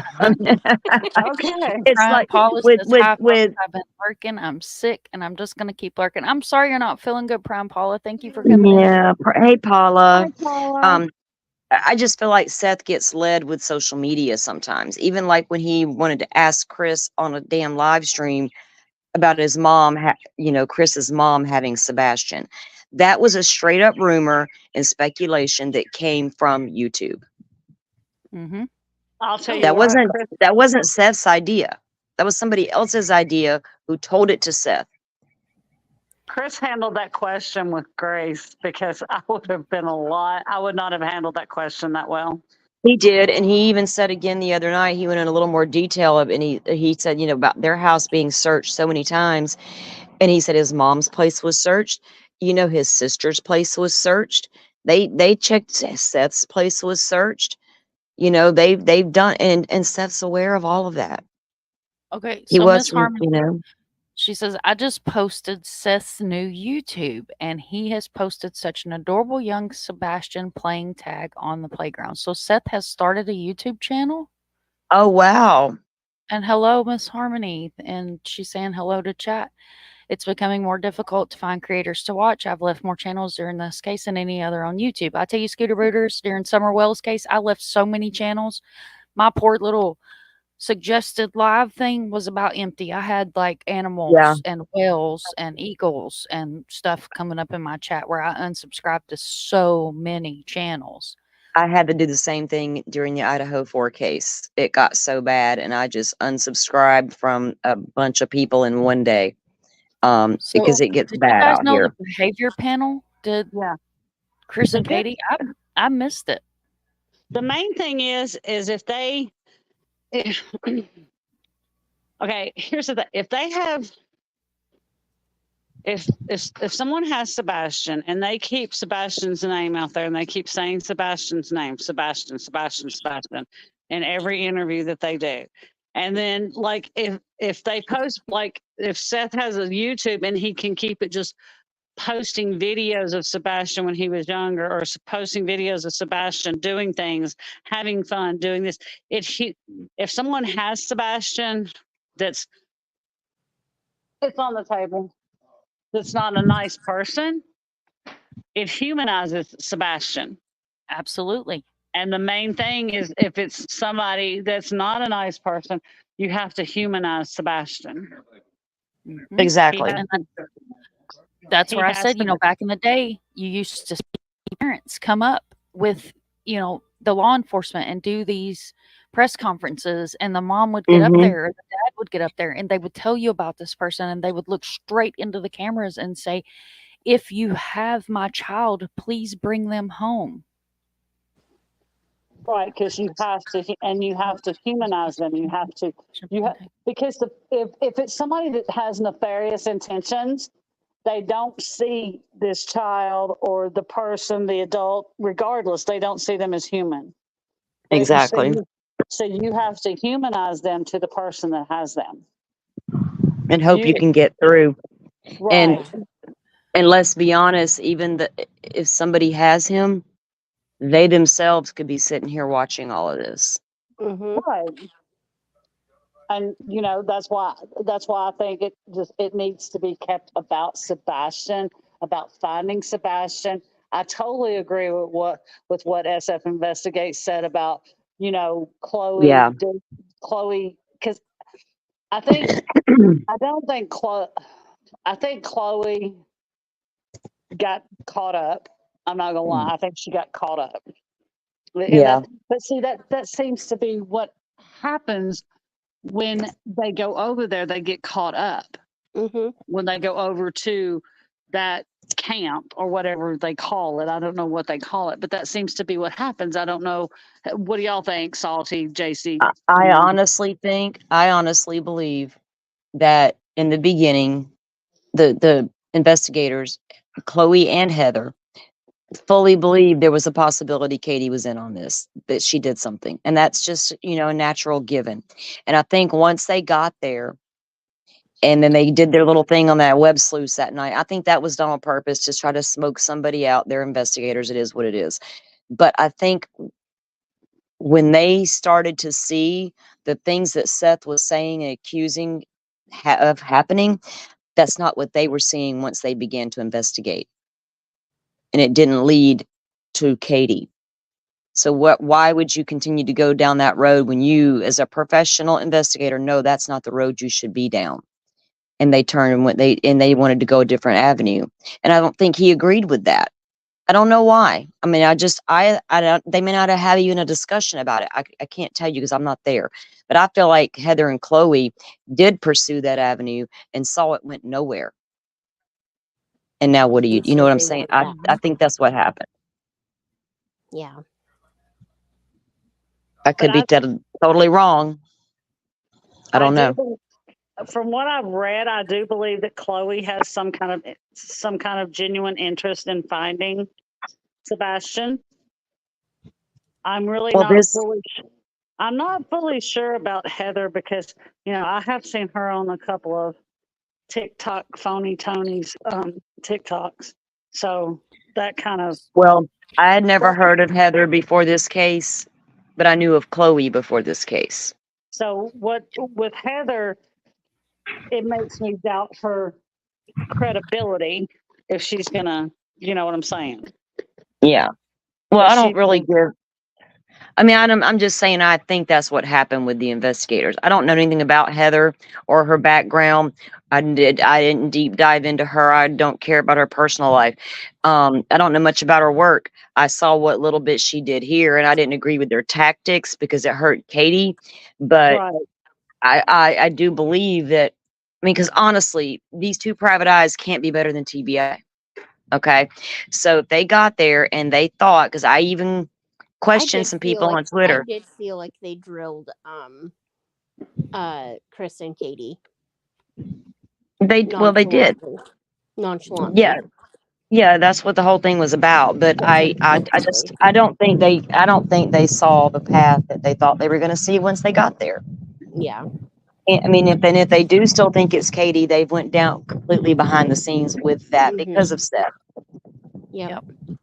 Miss Harmony, you said my opinion on the analyst of what was a short video interview that would have not filled in all the blanks. I find it biased.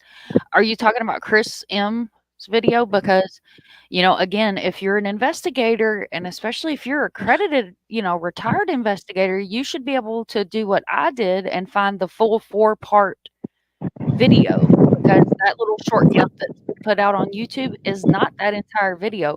There's 4 parts. And hello, Metamom. And I'm pretty sure that if she's been in Discord, she's seen where I posted the links with directions on how to get to the website that has the 4-part videos. But as we've seen in the past from Chris M, you know, cut corners, making it as quick as we can to get there. Is that Mr. M? Is that Mr. M? No. No. Chris M? Chris M is the person that I gotta go in the house. I got a damn storm coming. Hold on. Okay. Oh shit, if she's getting a storm, it's headed my way. I spelled his name wrong, but it's in back chat. Oh yeah. Yeah. I heard he cost a police department like 14 million. Oh, he's been sued by families. He has absolutely he did so much damage in Summer's case that oh my God, it was a shitstorm. Yeah, he goes on a certain creators all the time. Oh yeah, and we know that creator's biased too. They're buddy. They've been buddy since Summer's case. Oh yeah, they're almost like they should get married. I think they're dating. It is a clear broship. When I first got here, I was subbed up. Trust me, I've unsubbed to several. A lot. Broke free in the capture and give them hope. Were you talking about in Ohio? Wasn't it in Ohio? He had them chained to the floors, and some of them had children. And there was 3 of them. The Cleveland girls. Yeah. Gina, Michelle, and my old man has ties to one of the girls, but he is friends with her, and you know, she's asked him not to speak publicly about what he knows. So I'm very well versed in what happened to those girls. Oh yeah. A couple of them did an interview on, I don't know, it might not have been that one. 2 of them did an interview on Investigation Discovery or some channel, but one of them didn't want to come and speak publicly. Yeah. Which I get that. I get that. Okay, I didn't know it was a portion of it. Yeah, it's just a portion of that. That's a 4-part interview. That interview is a whole lot longer than just what's on their YouTube channel. Yeah, the wind does sound crazy. I don't want to put Salty's location out there until she wants to put it out there, but it gets a little crazy down here. And Miss Harmony, I thank you for this video, but because the other children that are in this video, and this is a murder mystery, unsolved, missing channel, I don't feel comfortable sharing other people's kids because I'm not going to upload. If I open my editor, it's going to cause the live to go all wah, wah, wah, wah, wah, wah, wah, like the Peanuts teacher's talking. So it's going to storm. Yeah. Yeah. It's probably headed my way. Looks a little dreary out there.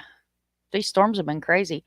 So earlier it was brought up, had I seen what Betty had posted? So she was actually in my feed earlier, but I've been blocked, y'all. I've been blocked. Can you imagine that? Oh, no, not that. Oh, I got blocked. Look, I'm going to show y'all. Let me pull this down for a second and I'll show y'all this. Look, and you guys know how I feel about being blocked by a tragedy pimp. We got a whole meme for that. Where's he at? Where's my meme? Where's my little guy? I got way too much stuff in my computer. I need to like sit and put all this stuff in files, but we'll give her the same grace that I give the rest of them. Let's see here. Do it like this and like this and like this and not my camera off because I hit the wrong button. We're going to try not to kick myself out of the studio tonight. That would be nice. So this is this is on my community wall. It's on my Twitter and it's on my Facebook. If anybody would like to use this, share it. You get blocked by a tragedy pimp and you would like to share the badge, but you are more than welcome. Please share the badge because I love it. Got blocked by a tragedy pimp. Huh?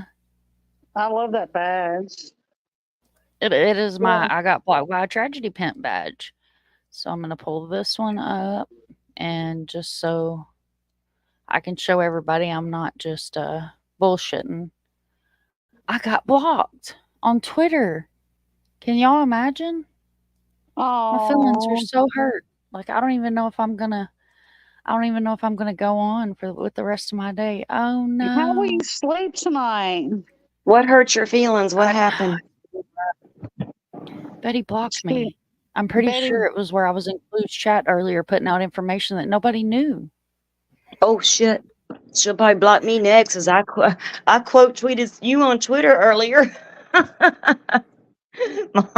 Mom gonna get me in trouble on the Twitter. I get you blocked. Yeah. Oh yeah. To the behavior. Well, they're talking about all the things that I said, basically the opposite. And I'm like, well, okay, I figured, I had a lot of stuff going on. I figured maybe it was just I was exhausted, tired, whatever. I was reading it all wrong. And come to find out, it wasn't any of that. And I don't see how 4 professionals sat on a panel and got that whole entire thing so wrong. Now they got it all wrong. Four professionals that are the behavior panel, they got it all wrong because they didn't agree with her. Y'all believe that? That is insane. It just seemed awfully intentional that all 4 of them would hit the crazy train at the same time. I'm just saying. I ain't saying nothing about the behavior panel. I'm just saying. Okay, sorry, not sorry. I'm speaking the obvious. Okay, I'm just saying what everybody's thinking. Don't be.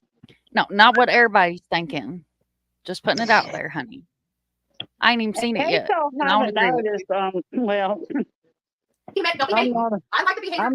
I'm not a professional, and I shouldn't be giving out advice on people who need, that kind of help. Well, I always tell though, man, I am not licensed to help you, sir. Too. I'm just saying. I think they played a little ball. That's all I'm saying. Just play a little ball. I think they got one of those calls saying, "Hey, can you do us a favor?" Okay, that's all I'm saying. Oh, okay. She uses that's all I'm saying. I think they work with the cops. That's all I'm saying. I think they threw that initial assessment. That's what I really think. And you were thinking it too. Mm-hmm. You sure were. You can hate me. That's okay. I said it.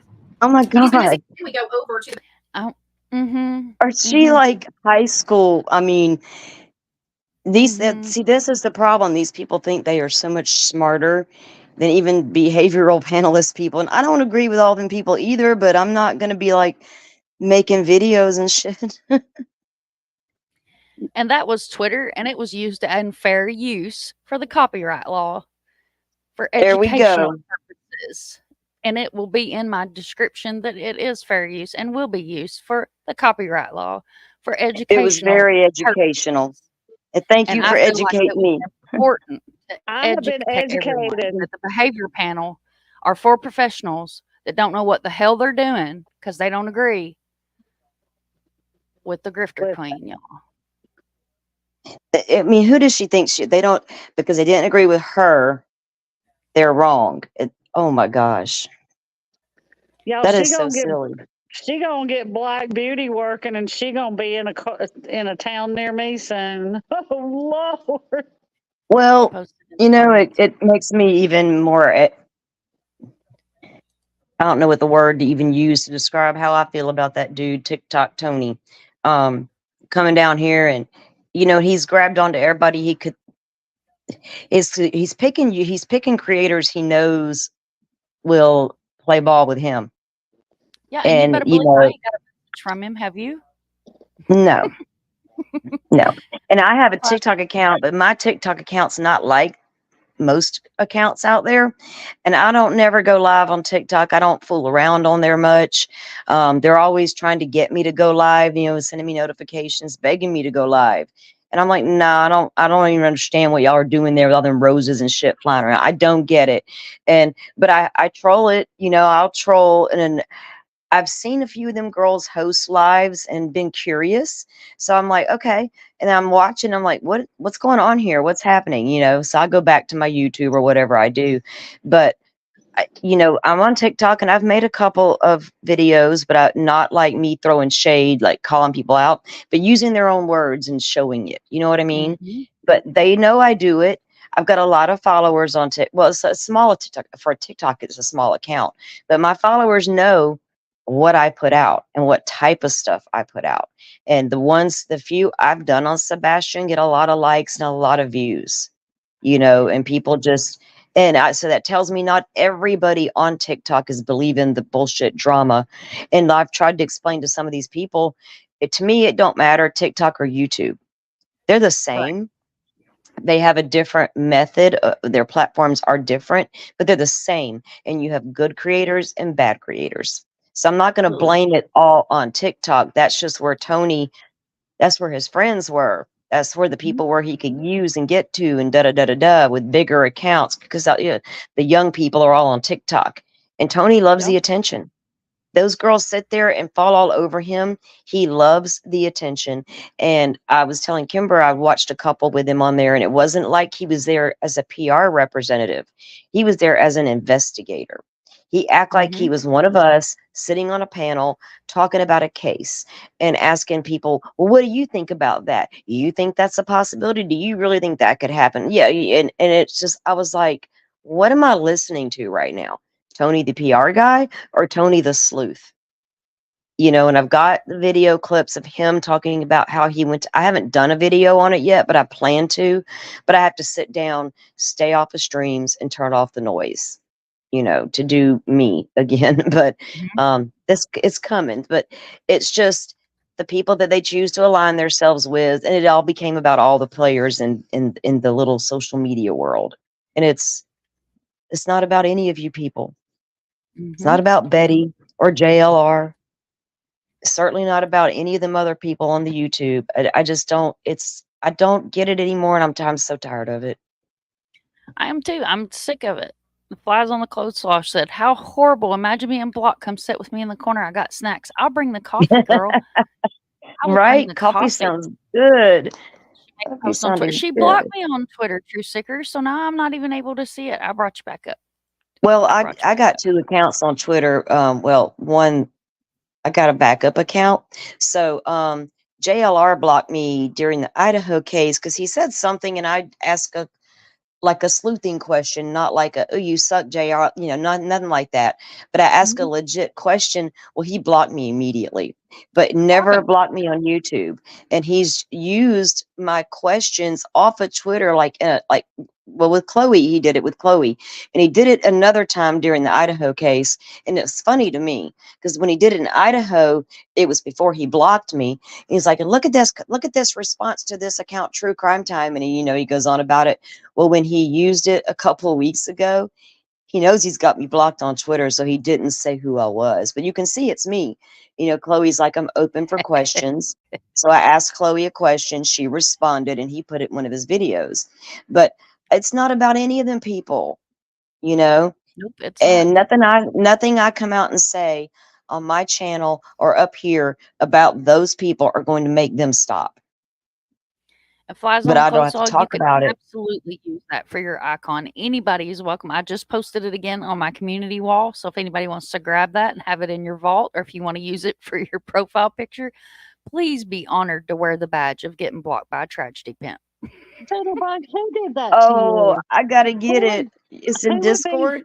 I reposted it. It is in Discord, but I just put it back on my Okay. community wall fresh for everybody, so you guys don't have to go look for it. Look at Doodle. Her Awesome. video on Sebastian calls Thank Minnie you, to email Flies. her with hate, but it's fine. And she's right. Sebastian matters, not opinions. But see, that's people emailing with hate over a missing child. It's Somebody emailed Doodle with ridiculous. hate. Yeah, Doodle said my video. You may be behind on comments. I just flipped over. I am. Hi, Ro. It says my video on Sebastian calls Minnie to email me with hate, but that is fine because Sebastian matters, not opinions, and it's true. But why would you email somebody with hate over a missing child? That's so crazy. That was Doodle that happened to. I can't see chat. Yeah. That's Doodle crazy. is the sweetest person ever. I'm and saying. If you go to her channel, her link is in chat. And Doodle, if you hit the exclamation mark and a ladybug, please drop your channel in chat again. And yeah, I love Doodle. She's amazing. Yes, she does a lot of good work. I've talked with Doodle a lot. She's done a lot of good work and she does good things. And she doesn't she's not that person. She doesn't deserve that. That's crazy. I love it, Meta Mom. That's absolutely perfect. She dropped us a little charm there in Discord, ladies. I just wanted to recommend an idea for your t-shirts last night. You're welcome to come visit me, but you'll be leaving with the corner. Well, my merch maker's in chat, so take note of that. They're Drifty. We need a shirt. And yes, we need keychains of the I got blocked by a tragedy pimp, so I can send those out when I send the flyers out. My video about special cause email hate because see, that pisses me off. Hi Ro, welcome in. Thank you for coming in. Oh, that pisses me off to Doodle, I'll share your video on my community tab. I'll get it and share it. I can't stand that. Was that Miss really Hall? Hey, Barbara. Mr. Beer says, yeah, Salty, I don't like it when creators not saying names, victim blaming, and shame. Exactly. It's become a popularity contest. Who gets the newest info? Who gets the parents on panel? The creators' egos are getting so big. Exactly, Scooter McGooters. It's sick. It's true. It's sick. Okay, Kimber, I had 4 creators. Wow. 4 creators came after you for posting a video of Sebastian? Dirtbags. Like, man, that's what the hell? That really pisses me off. Girl, we got to have a talk. That really just infuriates me. I know it's like, I don't want to be the YouTube police, but God, don't make me. Damn. There's enough of them trying to be YouTube police out there. I'm not getting involved in all that. Is it the stop destroying his parents? Because let me tell you what, when I shared that on my Twitter, it got so much positive feedback and retweets. Like, I ran out of counting them. Wow. I haven't even seen that. Yeah, dude, that got so much good feedback. 4 emailed you? Dirtbags. Y'all know what? If you are hearing the sound of my voice, Doodle is not only a mod, but she is a friend to everybody that's sitting on this panel. And let me tell you what, you'd rather sandpaper a wildcat's ass. Mm-hmm. And we're going to share her video. This is an important video. Dude. And I'm not monetized, so we're going to let the music play.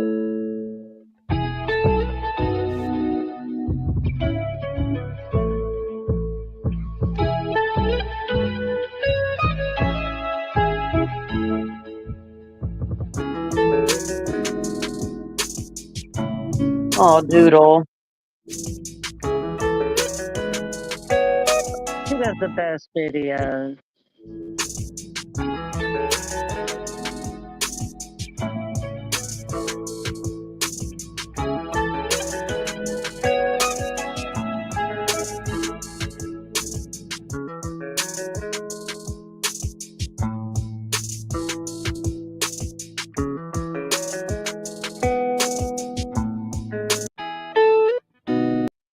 And guys, I Okay, grabbed the link to this video.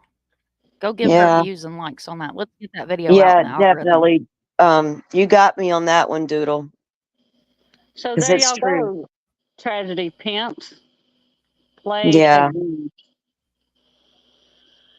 I'm definitely going to go view it and like it, and I'm going to share it on both of my platforms, and I'm going to fucking share it on my TikTok too, Doodle, if you don't mind. Screw all that. Let me get some hate back on it too. Wasn't it beautiful, Miss Harmony? She does Yes. amazing work, and I immediately shared it on my Twitter, put it in my Discord, put it on Facebook. Just phenomenal, and I'm fixing to do it again. I'm fixing to put it back out there so people can see that these creators and these mods that take the time to not only mod for a channel, and like I said last night, that do the work and do the background work and put in all the work, because even as a creator, without our mods, we wouldn't be able to do a lot of this. No. I mean, I'll be honest with you. It is overwhelming to have life going on, and you're trying to catch all the updates, and you're trying to catch everything that's happening. And, you know, your mods are what sends you your information in the background saying, hey, did you see this today? Or sending you links, or you're getting emails, you know. And that's why I felt like it's important.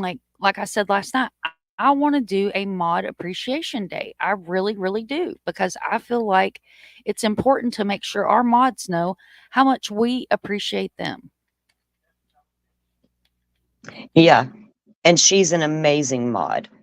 She's She been is. modding for Dago for a long time, and I've watched her do her thing, and I've got much respect for her. Not only in what, you know, doing her job as a mod, but her work with the community itself and her work with these cases. Yes. And she has a very nice pecker toe too. Yeah. And a great whiner, because I have to say, you know, I am partial to whiner. And so I put it back on my regular Facebook, and I put it in my Mind of Monsters group, which is also public and it's open. And if anything that you guys, if you are on Facebook and not on Twitter, because I do understand a lot of people don't have Twitter, that my group, my Mind of Monsters Missing True Crime with Sunshine Missing Flyers, that's open. If you have a member of your family, please feel free to post it there. It was beautiful. Thank you for sharing. Absolutely. Please share that out. Please share that I'm out. doing it. I am right now. I want to get her. I just went and liked it. Yeah. I will share after we get off of here, because anything that I do right now will probably boot me from StreamYard. Kick you Yeah, off. I'm on my phone with you guys. So I jumped on the laptop or the desktop to go view her video there and to grab the links. I'm gonna go put it on my Twitter. Yeah, dude, like it blows my mind how you have somebody that's doing good and putting their heart and soul into helping these families. And guys, you have to keep in mind that these families, our YouTube channels are what encases this person in one spot. Yes. These videos mean a lot to these families. Like, thanks to Doodle, this video that I shared earlier, she sent me pictures that I didn't have of Sebastian. So some of these are mine that I had already had that I put in here in this video, but I didn't have pictures of him with Katie because I made this early on. Yeah. And so I went in today and I edited this video and I added some pictures that Doodle had sent me in Discord and made sure that I had, you know, and then this one here that you're seeing now on the screen, this is where I sent flyers out to one of the subs, and I sent her a channel cup too, just as a thank you for going out in this weather and posting flyers in Washington and the surrounding states. Yeah. You know, our community is what holds us together, because otherwise I'm just sitting up here bitching at a screen by myself. Or me and the girls are after I've ended a live and not even realized it and just chit chatting and then look up and like I ended the damn live. You know? Yeah, that's what you did. Yeah, without you guys in chat, the chat ain't moving. Hell, I don't even know I ended the live 5 minutes ago. I'm just and look up and it says, "Thank you for streaming. How did it go?" We were and I'm talking, and she's like, "Oops, I ended the live." You know, so yeah, thank you so much. Absolutely, thank you. And we, you know, communities are strong, and they're stronger because people like us and Doodle that do have integrity, do have the right frame of mind and want to do the right thing in the right way.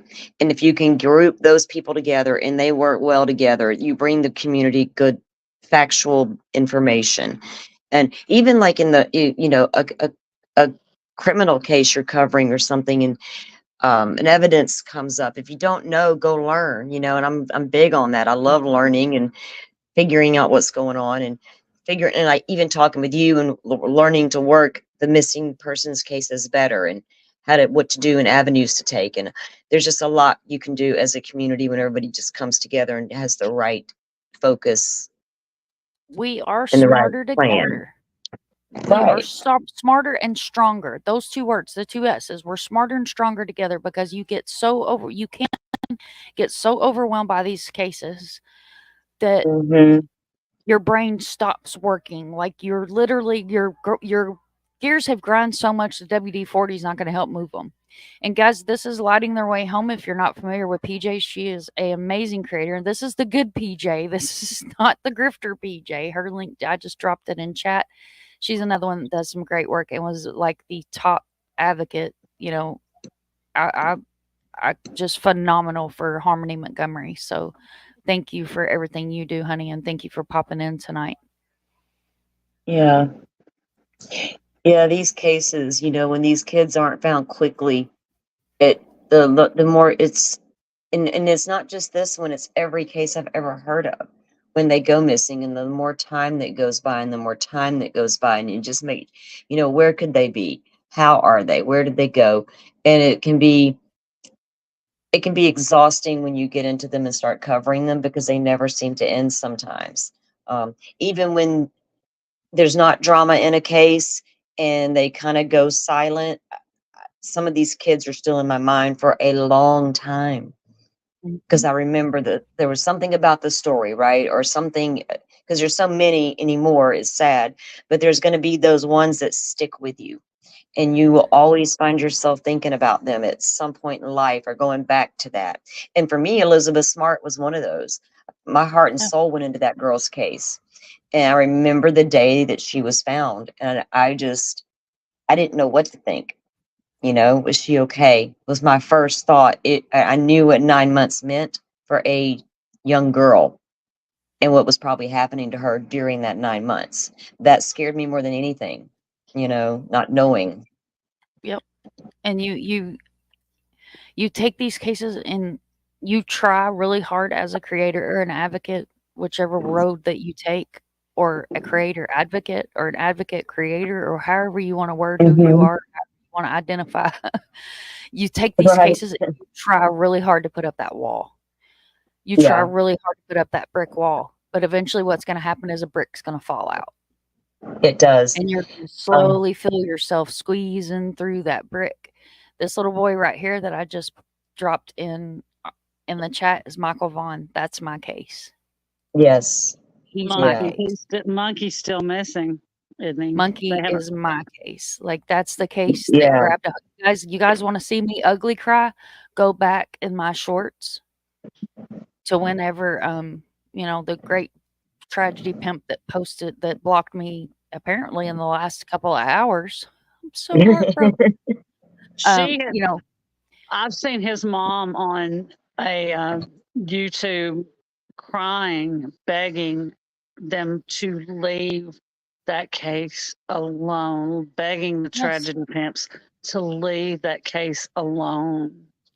Do you know that Betty called law enforcement whenever they were doing the search at the Wanderers on a live? What? That's how Brandy found out.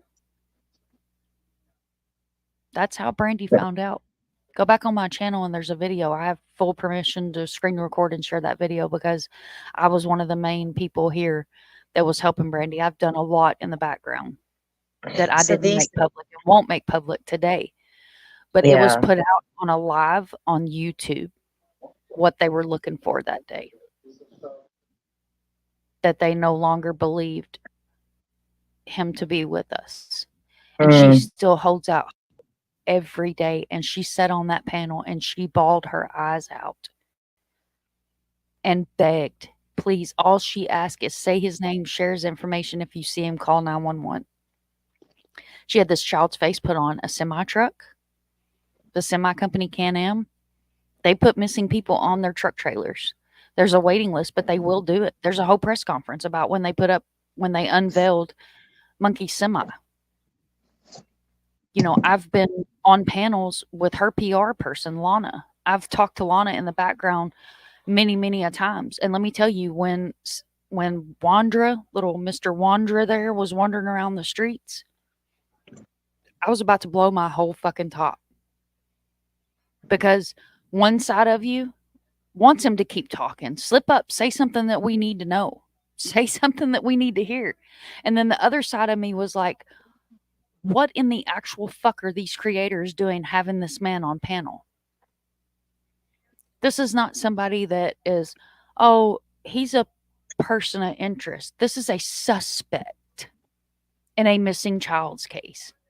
And you got creators dropping his Cash App. You got creators just pushing his Cash App. You've got creators paying him to come on panel. And if you're new to this community and you don't think that these people get paid to go on some of these panels, some of these creators are so grimy that they pay these suspects and these dirtbags to come on their panels for clicks and views. And don't you think for a damn second they don't? Mm-hmm.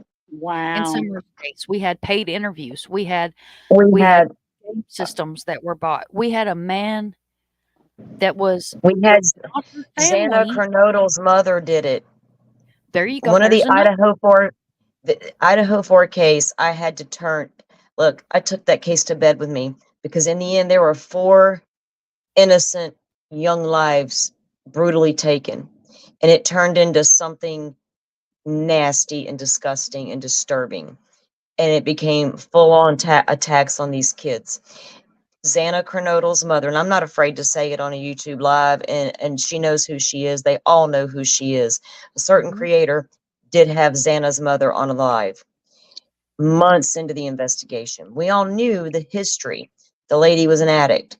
She'd been in and out of jail. She was in jail. I think she got released from jail, bonded out right after Xana was killed. She went back to jail since then. You know, it's just it is what it is with her. Anyway, turns out they put her on this live to come and talk about her daughter. Well, the lady had got on TikTok and she had got on YouTube, didn't have a good relationship with her daughter, barely knew the girl, and decided that all this crap she was seeing, you know, the clown circus dudes say, and all these tunnels and all, there was something to all that maybe. So then she's going to come out and make some statements here and there on YouTube about it. People are going to be like, see, Xana's mom even believes it. Then we get Xana's mom on the live. Not, I say we, I was in the chat, of course, watching. And they paid her, full on paid her to come out, and also took up a collection for her while she was on the live. And they were warned what she was going to do with all that money. And yeah, it got ugly. But the woman didn't know much about her daughter, about her personal life, her private life, her school life, her friend life. She couldn't tell us. I don't even know the point of her coming on there, you know.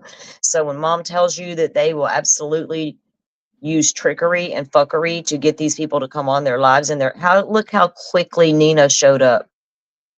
Look how quickly Chris's ex, out of the blue, out of nowhere, boom, there she is on a YouTube live. Should it happen recently with somebody else's case? Even Detective John, when he was trashing T-Rev, next thing we know, T-Rev's ex and his 2 children are sitting there on that live talking about T-Rev. But yet people were still following him all this time, giving him praise. You know, so you can. I made it you can 3 minutes. It's live. Yeah, you can lead the horse to water, but you can't make it drink. Nope. And horses are stubborn, so don't even try to shove their head in the water. But For real. me and little Mr. Detective John there out of Daytona Beach, he don't like me, and I don't like him. Yeah, Detective John, he's something else, ain't he? We don't get along. Oh, I don't fucks with him myself. He's not on the YouTube anymore from what I hear, but yeah. and he just came on just firing off and was going to monetize, and this was going to be his go for money. And it's so sad to see him when they go, not get the fuck out of I my know. community. And to think he was going to try to be one of them shows that bashed all the bad creators. Right? Well, that's what he did for a little bit there. Well, thank God we have So Nonsense, who does amazing at bash, not I bashing, but honestly had bringing never. out the attention. Yeah, I think I'd stumbled on her a couple times during Idaho, but I just never really was in there a lot. Never really, I don't know. So I just kind of like rediscovered her through this stuff. But Mhm. yeah, somebody, she's welcome to take that wheel, her include, because they're great at it. Absolutely, and And Clue. I'm just, yeah, they're just really, they got this. So I love it. Call them all out, show them, and then "Well, they're bullying me. They're bullying me." Well, you're out here bullying freaking victims and the families of victims. I don't want to hear your shit. I don't want to hear you I'm cry. gonna tell you, I laugh hard sometimes at some of the shit that comes out of Clue's mouth and out of Nonsense mouth. I'll be laughing so hard, and nobody knows why I'm laughing. Like I'm driving down the road, I'm just busting out laughing because I'm listening in the car. Cackling. I Sitting get it. here at the house. My son will hear me. He's in the other room in there, and he'll hear me. What are you laughing at in here? Oh, nothing. Just the YouTube. Yep. And Mr. Bear says justice for monkeys. Sadly, that's another case that creators have made so confusing to help. Absolutely. And that's another case where Brandy and Tyler got drugged through the mud, got called murderers, got called the worst parents in the freaking world. And then it comes out that they didn't have anything to do with his disappearance. How many of those people do you think backtracked and apologized? I can tell you one right now, and I wouldn't say her name if she was the last damn YouTuber on this freaking streets. But if you were around in Monkey's case, she will never apologize. And she does not leave that case alone. And she never comes out and puts out anything that's credible or that could help his case at all. All she does is goes after Brandy and Tyler, and it's bullshit. I don't know why I guess because that's I guess like with Seth, that's just their personalities. They're that people, they're those people. And if they weren't doing it on YouTube, they would be doing it in a different form, in a different realm, probably. It was something else. They're con artist type people. And when they see that there is a dollar sign there that could be made, they don't care about the tactics used to do it or what they're saying about other human beings that would have real emotions and feelings, and they don't even know these people, their lifestyle, family dynamics. They know nothing about them. Mom, I heard you speak about your son being missing for a little bit. My daughter did it. We both appear to be normal women raising kids, and if it can happen to anybody. And for the amount of people I have heard sit up here and talk about they must be the perfect parent, the absolute most perfect parent, because I've got a grown son who's 33 and I got a 17-year-old son in the next room over here. When that boy was 15 playing them damn video games and I heard a thud after midnight, I didn't go check every thud I heard coming from that room. Boy, shut up in there. What are you doing? Go to bed. Turn it down. Okay, Mom. End of story. The same exchange Katie had with her son that night. And everybody, all these mothers that continue to holler about their mothers are acting like that's wrong, that Katie should have got up. Now, do I want to go check thuds now? Now I'm laying in bed sometimes, and after, Idaho 4, we had a thud. This case, there's a thud. I'm like, damn, there's a thud. I better get my ass up and go check her. I'll be on the damn YouTube tomorrow. Somebody thinks I've done something because I heard a thud. I didn't go check it. It's just ridiculous anymore. So I think some of them do it on purpose and they are well aware of what they're doing. Some are kind of in between, but they're still all, I don't know how to make that stop. I don't know what to do about any of that, except continue to put out the right stuff, That's all we can do is try to battle it from our side and hope the hell that it's like making sure that spaghetti's done, throw it against the wall and hope like hell it sticks. Yeah, because I could have made many TikToks about this case. I haven't made that many, and the ones I have made are either press conferences from the law enforcement or a news footage piece I caught that I wanted to put out, with updates, and I call it case updates on my thing, but case updates on Sebastian or the types of things I put on Twitter. I mean, on my TikTok, and sometimes I'll upload those to my YouTube as well. But I have a choice, right? Every morning when I wake up, what kind of person I'm going to be today. What kind of content am I going to create? I don't have to. It's weird because we don't create this content. I didn't tell Sebastian to go missing. I didn't tell 4 Idaho students to be murdered. Somebody else created a situation. A crime occurred, a situation occurred, a missing child occurred.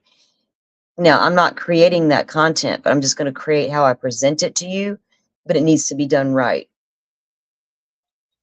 And I don't get the ones who aren't doing it right. I don't get, I guess it's for money. I guess it comes down to just being that, right? The problem it's is sickening that the people that are putting out, the problem is, just like you said, you get up every morning and you choose how that you are going to put out the content. You have a conscience. You have a conscience.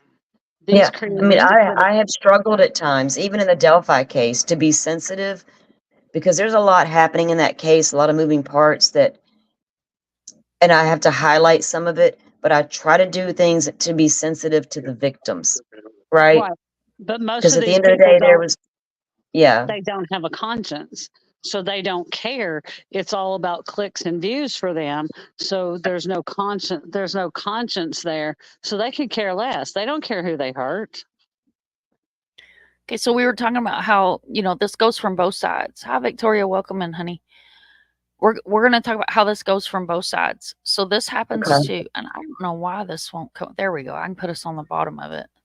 So this happens from both sides. You have content creators that are just shitty people that shouldn't be anywhere near missing cases. You have content creators that are amazing people that do great work with missing cases. This case is a case out of Tennessee, and I've seen it a couple of times on YouTube, and I absolutely I instantly go into, oh shit, not again mode. Anytime a case comes out of Tennessee, and I hate to be that way, but it just seems like people just lose their damn minds when it's a Tennessee case. This is something that Steve posted today, and I'm going to show her face so you guys know who I'm talking about. This is Holland Snap. Okay. Oh, yeah. Okay. It says, I was just made aware of something that I'm sorry, Mom. I'm sorry. Is she from Tennessee as well? Yes, Kingsport. Holland Snap. Okay, because I have. And Layla Santanello. What'd you say? Words Santanello. are hard. Thank you. Oh wait, they both are. They're okay, missing from the Kings. They're missing from the Kingsport area. Mm-hmm. Yeah, because I have followed his work with Holland, so I'm a little familiar with her. So I'm sorry, Mom. Go ahead. I didn't mean to interrupt you. No, you're fine. You're fine. And Vern actually has a billboard up for her as well, or it was up. I'm thinking it still is up. We actually discussed this on a Twitter Spaces one night, is making her the campaign to go, taking the missing to the streets, which is the billboard campaigns. It says, I was just made aware of something that infuriates me, as it is wrong on every level. The links people will go for content. Jennifer Santanello, the mother of Layla Santanello, felt it was her place to reveal sensitive details of the Holland Snap investigation. We had strategically disclosed that Holland Snap was viciously beaten by a male at a residence before she went missing. Jennifer felt it necessary to divulge case-sensitive details about the male claim of who picked Holland up and about the phone calls that were made to a witness. You see, CrimeCon is coming up, and Jennifer did some online begging to sucker people into giving her more money so she can attend and speak, because that's what grieving mothers do. Apparently, Jennifer is now a content creator for a living.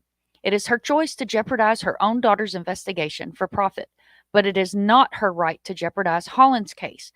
Do you want to know how she knows these critical witness details? Because the witness is her direct family member who is living at the property and did not call 911 or help Holland. Jennifer is the one who hired Bullhorn Betty, which should tell you about her moral compass. This is wrong. This is a profit over compassion. This is as low as it gets. If you feel if you feel she should delete her TikTok, please let her know below in the comments. And then he's got the TikTok link. This is Holland's fire. She paid Bullhorn Betty. Yeah, it's a whole shitstorm. That was a whole different shitstorm. And Betty, oh God, Betty just caused freaking chaos because that's what she does best. So the lady that you're speaking of that was talking had a family member who's also missing, and Holland is missing. Both girls are missing. And there's a connection with that lady between the two girls. Yes. Oh, there's Carrie Rawson. Yeah, I love Carrie. I love Carrie. Carrie is a survivor upon survivors, and I'm honored to have her on my Twitter. Like, this is a comment on Steve's, but she's, I'll be honest. So when Carrie Rawson followed me on Twitter, I literally fangirled. I was like, oh my God, Carrie, because BTK, and I'm not glorifying him in any means. That's a case that I grew up looking into, you know what I'm saying? And then to have come in contact with her, which I missed her at CrimeCon. I wanted to meet her so bad, but she had went up to her room. That she is an advocate for advocates. And like I said in Mr. Steve's live last night, if you didn't catch True Crime Whip's live, he did an amazing live. I told him, I said, some of our best victims advocates are families that have been through their own trauma, missing people, murder cases, etc. And she just talks about how she's not familiar with these cases, but I don't see Santinello listed as a speaker. If she was listed as a speaker, her ticket and travel costs would have been compensated. If she's not, then it could be trying to raise money to attend, to reach out to others and to help others get eyes on the case. So when is it's not just creators. It's May. I'm pissed off at them, so I'd have to look it up. Give me a second. I'm not happy.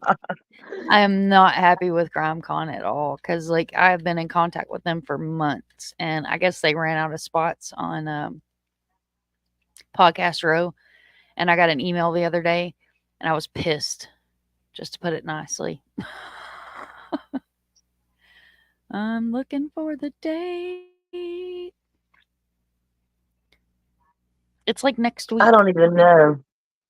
May 31st through June 2nd, Nashville, Tennessee. Okay, at the Gaylord Marriott Opryland, whatever it is. Yeah, I probably always call it Opryland. Yeah, I always call it Opryland too. You ordered a safe kit for you are more than welcome, honey, and those are free. So definitely any links that Nightbot drops on his own are all helpful links. If you're not familiar with my website, please go check out my website. There's a lot of really good information there. I have hotlines for all around the world. It's not just based here out of the United States, since a lot of our viewers are all around the world. One of my mods, FarQ, is actually an Australian. She is my Aussie sister. So, our people from all around the world view these channels, so I made sure I ladies, please understand you give a grifter credit. Dago, stop. What? How is Dago a grifter? Please enlighten me. Steph, please enlighten me, because I don't agree with that at all. He covers these cases with credible information, puts out facts and information, has think tanks much like we're doing right now, and I have much respect for him. So I'd like to know why you put him on that. Yeah. Mr. I can answer. Oh, I can tell you. Let me address that, please. Detective John drugged Dago through the ringer.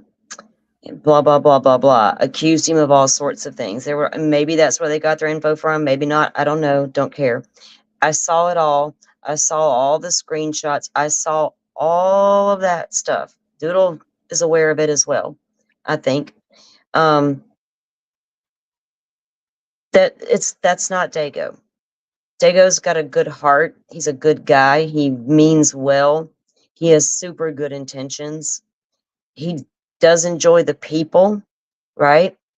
But Dago did, and will tell you himself, he got caught up in some stuff with Idaho 4 because that case got super crazy. And people did super crazy things. And he kind of just fell in with it. And so it all stemmed from that. That alone caused a lot of stuff then turned weird for creators, because there you go again with a case influencing creator stuff, right? So then they all turn on each other. Steph Dago is not a grifter. We all know Dago up on this panel. He is not a grifter. Okay, so love people, but understand that Queen Bee is a monster. I don't agree with that. Queen Bee's not a true crime channel. No, so exactly. Stephen, I've never seen you in this chat. Yeah. So I would suggest you be respectful, because I should still have some wrenches in here, and if not, it takes me about 2 seconds to open my own YouTube, and I will get rid of you. Just want to have a conversation and explain something, but if that's not cool with them. No, go ahead. No, I mean, we did. I mean, we're open to have a conversation, but if this person wants to have the conversation. What is that supposed to mean? What does Seth and inmates got to do with anything? With Dago or Queen Bee. Or Queen Bee. Like, I don't get what point you're trying to get across. Whole sentences would probably. Seth works with inmates, doesn't he? Isn't he like a CO? jailer or something? He's a sheriff's deputy. He's a deputy sheriff, and in Davidson County, a deputy sheriff serves warrants, and they work in the jail. But a deputy sheriff cannot. Steph, we don't know if you know him personally or not. We don't know who you are. Is Dutchie in here? I didn't even see Duchess. Did y'all see Duchess? I didn't either. But a deputy sheriff can not arrest. A deputy sheriff cannot arrest anyone in Nashville. Davidson County does that. Mom is not a grifter. Don't know why you're saying no. Let's see. Mom and panel, I understand what you're saying. There's cases I wish would get more coverage, but with all the drama out there, not y'all, I'm almost glad they don't. It is sad. It is sad. And I try to circle back to all my cases. Doggo has been doing amazing work for me and other families, and he's really took on those Missouri corruption cases, like grab the bull by the reins. Yeah, because he had that little girl that was on the panel the other night on for, I think, 9 hours. Well, and I think he is from the same area as Miss Hall's son, Timmy, if I'm not mistaken. You know him personally? Well, Steph, come on up here on panel and show your face. Come up here and show your face. Come on, we're not. We were. I'm not going to block you, honey, because I don't think you've been over here before. You don't know this channel, and I'm not the one. So you can come on up here on this panel and show your face. The link here, I'll put the damn link again because I pinned Sebastian's information. And we're respectful, so don't, Yeah, you're not going to get attacked, but don't attack somebody that I respect in my comments. And just blocking you is just an easy way out. So that's not going to happen. Can I drop my website? I can drop my website. Nightbot should have already dropped it, but I can drop it again. She said, okay, let me, yeah, the link's pinned right there. The link's pinned right there. You know him personally? Come on up here. I'm looking for it, honey. I need to clean out some of my bookmarks too while I'm at it. Good Lord. It's like me and my phone. I got to play cleanup so bad. Dude, I'm telling you, it is so bad. I thought I had it. I know it's in here. Let's see. I got so much stuff on Gannon in here. Oh, yeah. Oh, I was going to tell you ladies the other night, we were talking about how the new law that got passed. Steph said no link. Oh, yeah, I put the link in there. The link is in chat, Steph. It says right under Mind of Monsters. It says StreamYard.com. Yeah, the link's in chat. Come on up. Come on up and sit on the front porch with us. Yes, ma'am. But that law that got passed about people not being able to get autopsies, I actually helped write that bill. I spent a week. Yeah, I spent a week on the phone with so many government officials. I think if I had to talk to another government official, I would have probably lost my whole shit sending emails. And I actually wrote that bill because of Gannon, in honor of Gannon. And this is my link, Miss Harmony. Yeah, I forgot to tell you ladies the other night, but yeah, it was right after he was actually still in the hospital, and all that came out, and Zav showed his pictures and put them behind the paywall, and I was so freaking agitated and so irritated about the whole thing.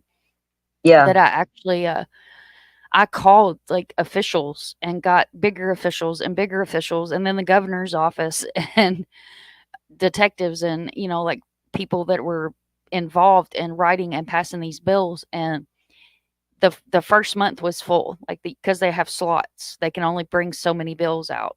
Whenever they go do their meeting, you know, their big meetings, they can only bring so many bills out. So the next month was when it got put in, and I was so happy and so ecstatic, and I was just like, "Oh my god."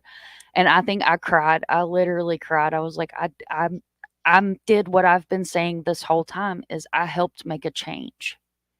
And it was so You important to me. did. And I've never wrote a bill before in You my damn life. Let me tell you girl. what, Mom, I you're so wrote that email awesome. about 16 And now times let me before tell I y'all sent how it. big that is. She's being modest, so tell them how big that is, because she and I are both in Florida. Gannon was found in my hometown down here in this end of Florida.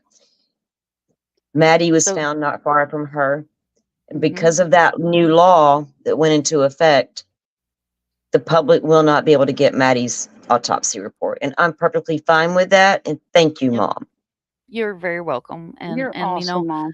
I did that from the heart, and I haven't blasted it. I haven't made it public. It's not on my community wall. You're not going to see it on my Twitter or anything like that. But um I was sitting there in the hospital room with him when all that came out, and I was so freaking mad. And I actually had interviewed a family, and when he wasn't found alive, he was found, but he was already gone when his sister found him. And then I get off of that live, and I'm scrolling, and I see all this, and the autopsy photos have been put out, and Brian Enton's calling her out, and I'm like, what in the hell did I miss in 2 days? And I was Yeah. livid. And then when we moved him to the rehab hospital, that's when I started making phone calls one day and was sending emails, and, you know, and just, which he was in rehab. There wasn't a lot I could do. He was covered, you know, he had professionals all around him. So I took that time to actually sit down, and I swear to y'all, I rewrote that thing 15 times before I sent it to that man. And then I sent it to him and was like, I've never wrote a bill before. Does this look okay? And he was really impressed. He was like, "You've never wrote anything like this?" I was like, "No, dude, I really haven't wrote anything since high school." So, to be honest, but yeah. That's damn girl. I mean, that's amazing. That's really good work, though. So no matter If how your small heart, you I mean, are, yeah, you can make a change. Stephanie said the link took her to Proton. She says, shut Proton off, go to Google. No, honey, it didn't take you to Proton. It should have took you right to my stream. It takes me right to StreamYard. Because I've been doing this for a long time, and I don't know who you're trying to play with, but no, ma'am. That took you straight. It will take you straight to my StreamYard. It's coming right out of my StreamYard link. I'll drop it again. It has taken me straight. I don't even have Proton email, so try again. And like I said, come on up. Mom's precious. Let's see, Steph. Everyone here open to hear your side. It's a discussion. Come on up. Right. Yep. Come on up. Come We're on here up. to Yeah, discuss. takes me to Proton. I don't even have a Proton mail, so I don't know what kind of device you're on, but I'll tell you right now, if you're trying to screen record the live and come up on the panel, it's going to tell you your devices are not connected. So don't try that, because it won't let you up. Because I'm smarter than the average bear. You're so smart, Mom. Huh? So smart, Mom. Hi, Miss Barbara. Gannon was the first trial I watched. I have family in Pensacola. Cannon's trial was heartbreaking. Sitting there, watch her shove shit up her nose. And who said that? Meta Mom said Gannon's trial was the first one she watched. All trials are not a shitstorm like Letitia made it. I may know your family. Miranda, Dago he's another creator. Mom can probably drop his link. Yeah, he's a Nightbot. He's a true crime cafe with Dago. He's a good creator. We all love him. We all love Dago. Yes. That literally gave me chills. I'm so proud of you. Gannon's case, I followed from very close. I will never forget him. Honey, none of us will forget Gannon. And that's the thing. I had the news on that day, but before I quit watching the damn mainstream news, because usually I would just watch like the news, right? And not like for political reasons, just to know what's going on in the world. So the news would be on in the background while I'm cleaning or doing something. If that wasn't on, music was. Well, I remember the day that it was reported, like on CNN or whatever I was watching, that he was missing. This little boy, you know. And I stopped and I watched for a minute, like I do with all the little missing kid cases I hear on the TV. So I listened for a minute, and then I went off or whatever and went on my way. And I remember. Hang on. Hold your thought, Salty, Did real she quick. get up? No, Steph. One of the others can't send the link. It's mom's panel. She has the link to StreamYard, so she's the only one that has it. Yep, to my backstage, but It I didn't know work for sure for that her. It would, works. yeah, it wouldn't work for us then if it wouldn't. Anyway, So what is Proton? Proton's a free mail service that I don't even have. That So one of sounds. us cannot send the link. It's mom's panel. It's mom's channel. So mom's the only one with the StreamYard link. So is she saying she's related to Seth, or she knows Hi, Seth? Victoria. I'm not sure who she knows. It shouldn't take you to Proton. When you click on that StreamYard link, it should take you directly to StreamYard, and it should tell you to enter StreamYard, and then it'll tell you you're backstage. You will have All right, to Miss show Barbara, love you. Good night, Miss Barbara. Good night, Miss Barbara. What kind of device are you on? Because I have an iPhone and mine will still take me to StreamYard. And they're super security over security over security. I'm Android all the way. I used to be girl, like, and the boys were like, "You're doing all this true crime, Mom. You need an iPhone so we can make sure you're okay and track you and do. And then I learned I could track you guys too. How you like me now? How you like me Yeah, now? my kids all have iPhones. I have an Android. I can't. I refuse. I'm like the holdout person, especially if the crowd's going to go left. I'm probably that lone wolf that's going to go, well, damn, somebody needs to go right. I guess it'll be me, you know. And it's weird. I'm weird that way, but I can't do it. I can't make myself get it. Now, last year, is it last year? Yeah, my kid got the iPhone or whatever for his birthday, the new one. And about 2 months later, I went ahead and got me the latest Android or whatever. I love the damn thing. It's like a mini computer, but I don't know if I want an iPhone. You don't like it, Mom? What, the iPhone? Yeah. You want me to be honest? I hate it. Yeah, I think I would hate one too, because I got the Android and I tried an iPhone once and didn't like it. Dude, I have a backup phone that I need to upgrade, and it's an LG, and I've had that damn thing for years, and I love that phone. Like, I I'll know tell you that phone what, inside and out. This one, I'm right? scared to hit buttons. Well, I had an LG for years and years. I refused. Like I tried like another brand one, like a whatever, something different once. Went right back to my old LG, and I always got LGs when I needed a new phone. I did that for years, and finally I got the Samsung, and I'm happy with it. I've been really happy with this phone. The old Samsung I tried a long time ago, years ago, I didn't like, but this one I really like. But you know, but I know those LGs were hard to beat, man. They're good. I want a new Yeah, Samsung, I love LG. I'm waiting until this one plays out before I get another one. That's what I do.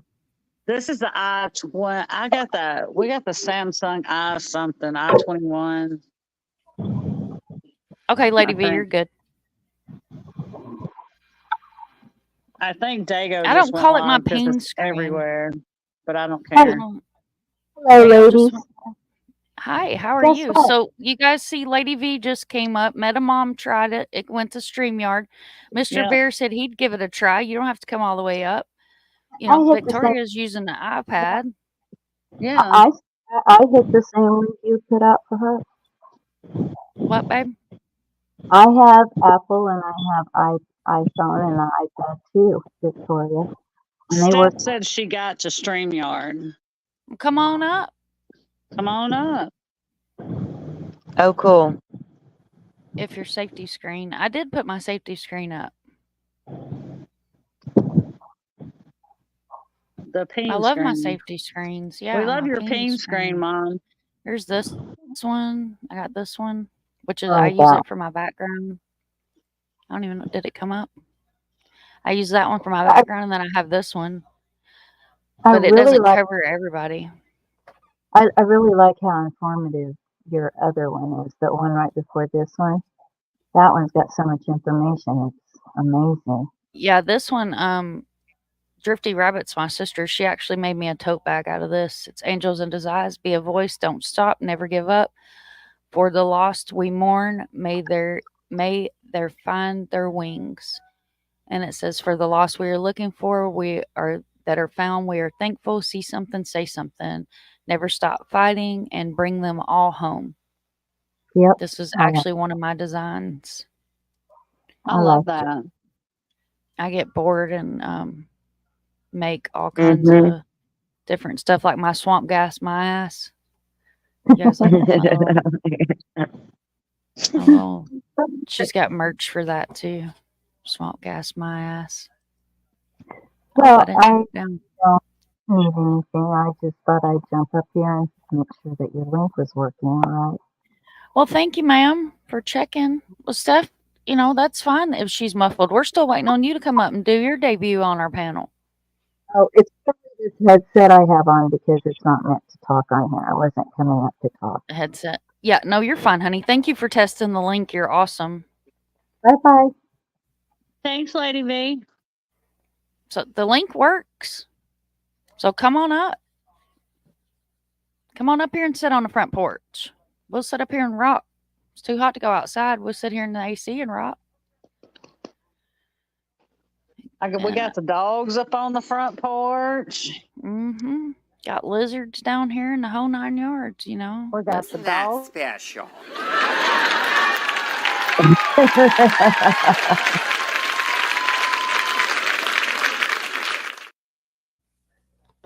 I love it. My sister and me, we used to say that to each other all the time.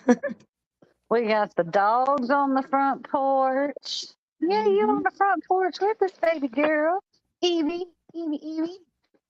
I was just outside on the back porch with my dog. We're back inside now. It's wet out there. Storm has passed.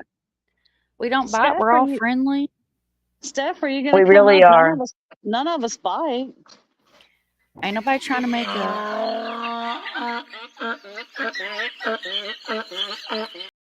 out of nobody. We're all friendly around here. We don't bite. We don't. We're all good women up here, not a. Let's see, I don't know. Let me think. Let me knock on Mr. Noggin. Who could trick us into doing that? Could have been Satan.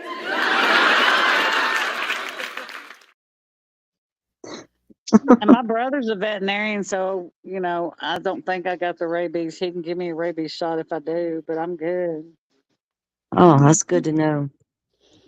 Yeah, he can give me a rabies shot, so don't worry, Salty. Mr. Bear says yes, it is very hot to sit outside. I think I lasted about an hour today, and I was like, nope, I'm melting. I've literally melted. Look, I'm such a true Floridian and a summer baby. I can't stand winter. I hate it. Nothing good about it. It's cold. It's gray. It's windy. I don't like it. So I'm like, come on, summer. Come on, spring. Summer's here. I'm getting older. I'm like, this fucking humidity is going to kill me this year. And I can't complain because I will complain all winter, but I won't complain all summer. You got to pick one with me. Don't be that one that, I can't stand it when they complain all winter, then they complain all summer. Like, Jesus Christ, just pick one. So I pick winter. I hate it. But I love to sit outside. And like lately, it's like already humid. You know what I mean? It's miserable. It was hot in February, girl. It was miserable. And it's like sticky hot. And like, he opened the pool today, and I didn't even get in the pool. I was like, it's too hot out here. Like, I don't even want to be in the pool. That's how miserable it is out here. Yeah, when we went to Orlando every year, and we would go, we always went in February because we had the annual passes, but one of our trips would always be in February. One, Mardi Gras was going on, but two, the weather was perfect. The weather in Orlando was perfect. It was warmer, or it was warm in my part of Florida, but it was different there. It was a little warmer. It was crazy. It was starting to warm up. She come up off her deathbed today, and she might bite. Just saying. I was with Doggo when there were 10 of us in chat. So don't go there. You go, Paula. Don't go there. I love Paula. Paula is a rock star. I love Miss Paula. New Englanders always complain about our weather, but it's bipolar. Dude, same here. Yes. Mosquitoes eat you alive. Look, let You me know tell you what? what. Yeah. What I learned about Louisiana is they don't have mosquitoes down there. They got pterodactyls, and they will carry you off. I've Well, heard that, and we've got until you've Dude. lived through a winter, summer, whatever in Tennessee, because Mom can attest to this. You can have all 5 seasons, all 4 seasons in one day. Hey, what do they say, well, you know, Kendra? They everybody say you says don't like the Florida's weather, drive bipolar. 5 minutes down the road. If you don't like the weather in Mm-hmm. Tennessee, stick around for a minute. It'll change. It will. That's what It they say will. about Florida as well. And you know, it's like she don't know what she wants to do today. We're going to be cool today, Florida, or hot today. I think everybody's experiencing that because I don't think the Earth knows what the fuck it wants to do. I think, And if I you ask don't. the old You man, know what I'm El saying? Nino, whatever, he's What? Right? all about. He's all about it. He's like, that's what it is. It's the El Yeah. Nino. It's the El Nino. It's Right. all the climate stuff going on. That's what's causing all of it. You know, it's going to be the worst hurricane season ever. Well, oh, thanks for that. Thank you so much. Yeah. Right. I'm looking 'Cause that's forward what I to need it. to hear. Well, I've No, I heard can that hardly for. wait. I've probably heard that honestly for about 6 years now. It's like 6 years steady. It's going to be the worst hurricane season ever. And I'm like, damn, Mhm. every year. Now, fortunately, we haven't had, I've had Cat 5s close to me down there, you know, Hurricane Michael. Mhm. Hurricane Ivan was a 4, but just became a 3 before he came ashore and did everything. Frederick back in '79 was almost a 4. So it's not fun. It's not fucking fun to cut him out. You got to do what you got to do and get out of his way as best you can and hope for the best. And for everybody who's like, leave, just leave. You got to go 3 days in advance or you're not going to get anywhere. Hey, I tell you what I do. I watch the Tampa news. Like the Tampa Bay 10 news, I watch them. And when they go to reporting that the bay has sucked out, we're going to get watered. Yes. We're going to get food. Mm-hmm. We are going I'm to get going all before then because the water's going to be gone by then. Shit.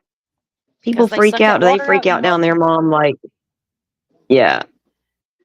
Do people freak out down there and do their last minute hurricanes preparedness stuff though? I mean, it gets bad Oh, yeah. around here sometimes, but most natives are pretty good at pre-preparing, you know what I mean?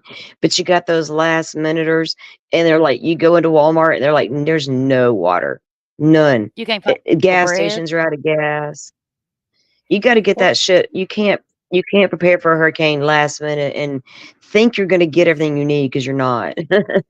nope. Don't wait So till the don't do last it if minute you're in because you're going to Florida be or fighting new with to everybody. Florida. Well, in Yeah. St. Petersburg, If you're new to Florida, just you're ready. Yeah. In St. Petersburg, they didn't freak out. And you know, St. Petersburg, there's only 3 bridges out of that place. That's the only way to get to St. Pete, 3 bridges. Well, around here, I think it's throughout Florida, if I'm not mistaken. But when the storm reaches tropical storm force winds, which is what 30, 39, 34, the bridges will close. They have to for safety, and because a lot of them will overtake on the water at that point because of the push from the winds and everything. And like Mom said, that the bays will suck. The water will be gone out of your bay. Oh yeah. And then the water will leave the Gulf and enter the sounds and into your backyards and your homes. It's a whole mess, you know. But all you can do is get as far inland as you can go. If you're on the water, get off of it. Low lying, get out of there. Mobile homes, get out of there. Anything that might be dangerous, get out of it. Go somewhere safe and hunker down and have your resources, your food, your water, your bread, your toilet paper, your light source, battery powered, lanterns, all kinds of shit you can do. Mine all charge up. Like I can plug them all in, get them all good and charged. I can charge in my car. I have a thing I can plug into my car to charge my stuff if I need to. We have a generator. There's things I can do to sustain myself because the first 72 are on you. So after the hurricane's over, you may not get help for those first couple of days. You've got to sustain yourself.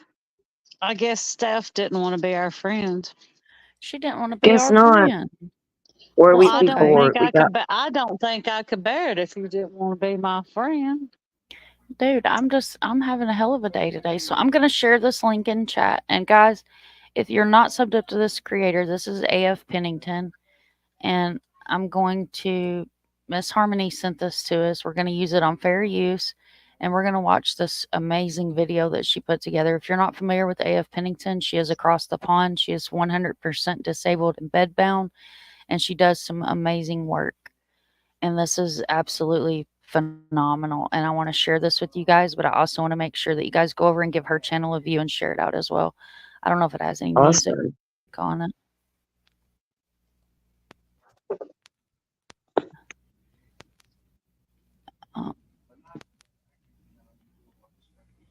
Don't have any music, so she must still be updating it. What are the meanings of the words that are important to him?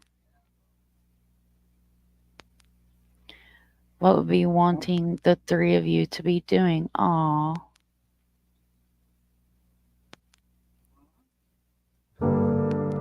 There it goes. It gets me riled up because my son's been gone for over 80 days and I can't find him.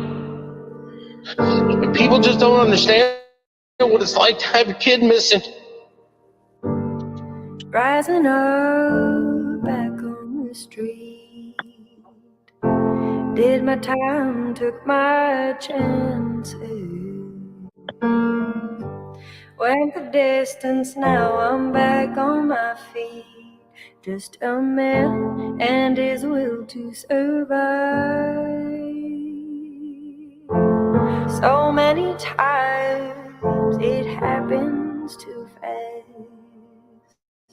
You trade your passion for glory. Don't lose your grip on the dreams of the past. You must fight just to keep them alive. It's the eye of the tiger, it's the thrill of the fight. Rising up to the challenge of our rival. And the last known survivor stalks his prey in the night. And he's watching us all in the eye of the tiger. I want an answer more than all of you combined, I promise. Oh.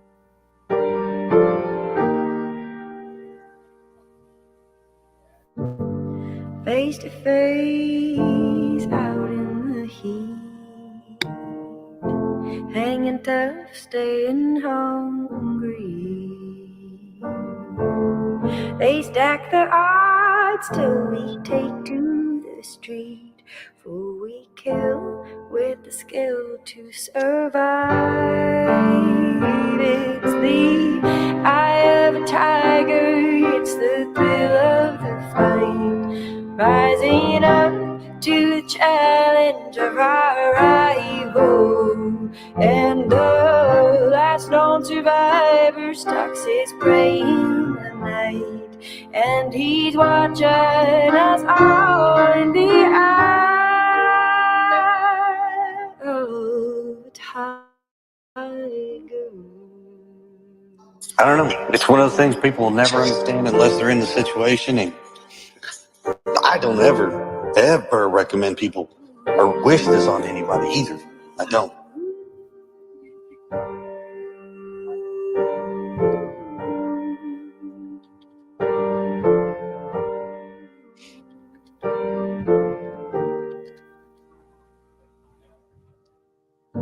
And rising up straight to the top, had the guts, got the glory. Went the distance, now I'm not gonna stop. Just a man and his will to survive. It's the eye of a tiger, it's the thrill of the fight. Rising up to the challenge of our rival. And the last known survivor stalks his prey in the night. and he's watching us all in the eye of the tiger.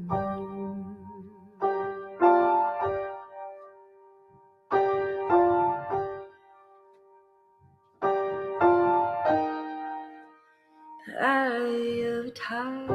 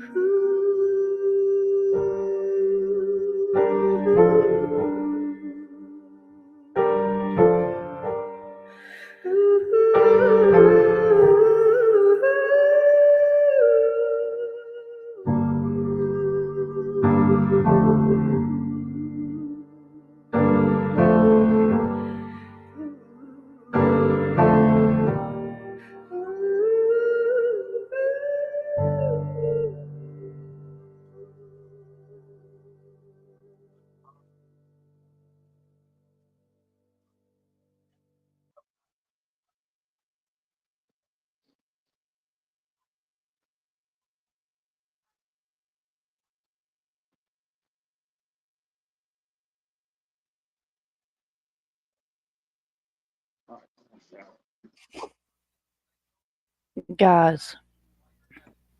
Yeah. If that didn't just like turn it on for you, like, yeah, just the sound of Chris and Katie and Seth included, that just cut me so deep. That was AF Pennington. Her channel is in the chat, guys. Please go sub up I to went her. and gave. I'm gonna share that on my Twitter as well, if you don't mind there, because I did go over and I did go over and like and sub up. So she does amazing work, and she went through a whole bunch of hell in Summer's case for putting out just beautiful videos, the same type of videos as this. If you guys are new to the community, she was the White Rabbit. She did like these really funny cuts of different creators and the stuff that was going on, and tried to make light of all the drama, and it didn't go so well. But that, I believe, that right there is a great way to say goodnight, guys. Yeah. Well, that was beautiful.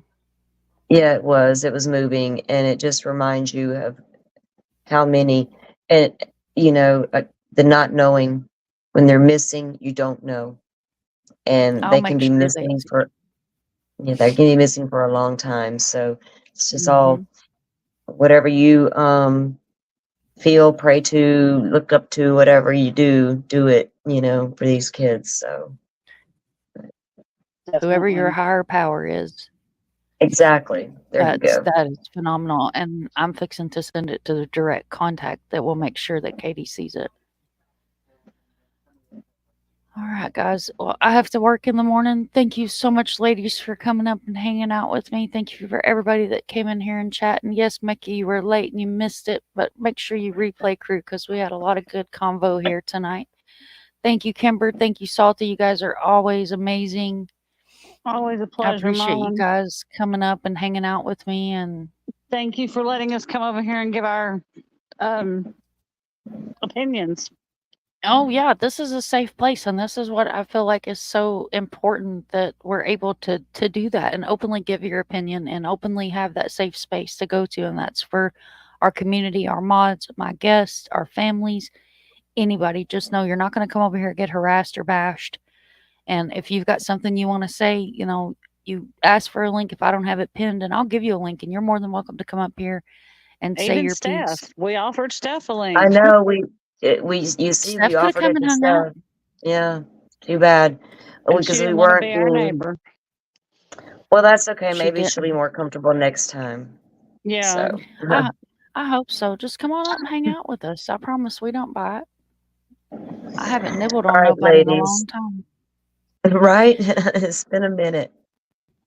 All right, so I'm going to drop Doggo's chat in our stream here. I don't have it set up to zap everybody.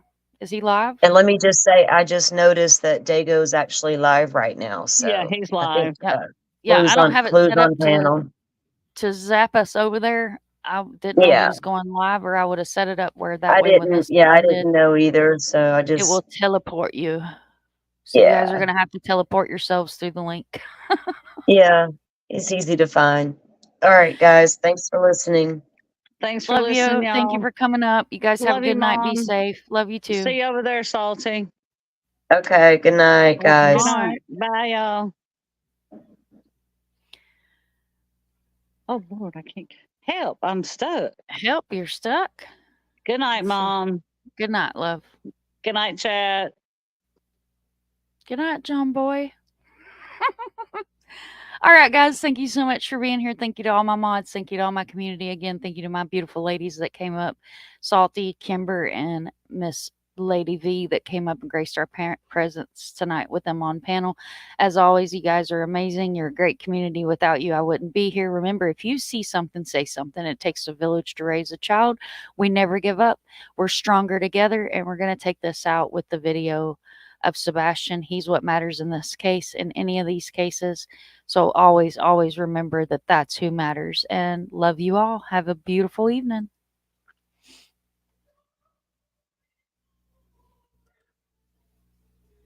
Thank you, Mecky. You're awesome. You guys are all awesome. Thank you so much for being here. Good night, Just a Mom. Thank you so much for being here. Thank you for anybody that I might have missed in chat. Mr. Bear, Scooters McGooters, Meta Mom, Brian Paula, and Miss Harmony for sending me that beautiful video. My sister was here with us tonight. We have Miss Victoria here in chat, trying to grab everybody. Thank you so much for being here. You guys are awesome. And anybody else I missed, we had Crime Curious that popped in tonight.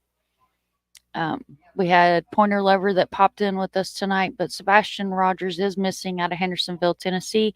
Ro, thank you for coming in. He is 15 years old, and he's the one that matters. There's the good PJ. Not that PJ. Steph didn't want to come up and hang out with us. Miss Barbara was here. Marianne Tate was here tonight. You guys are all beautiful people. Miranda Lee came in and hung out with us tonight.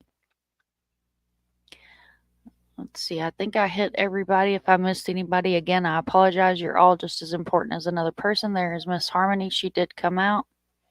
She did come up with us here tonight as well, but thank you all for being here. As always, remember, love you, and without you, I wouldn't be here. You guys are amazing. You're awesome, and don't forget our missing.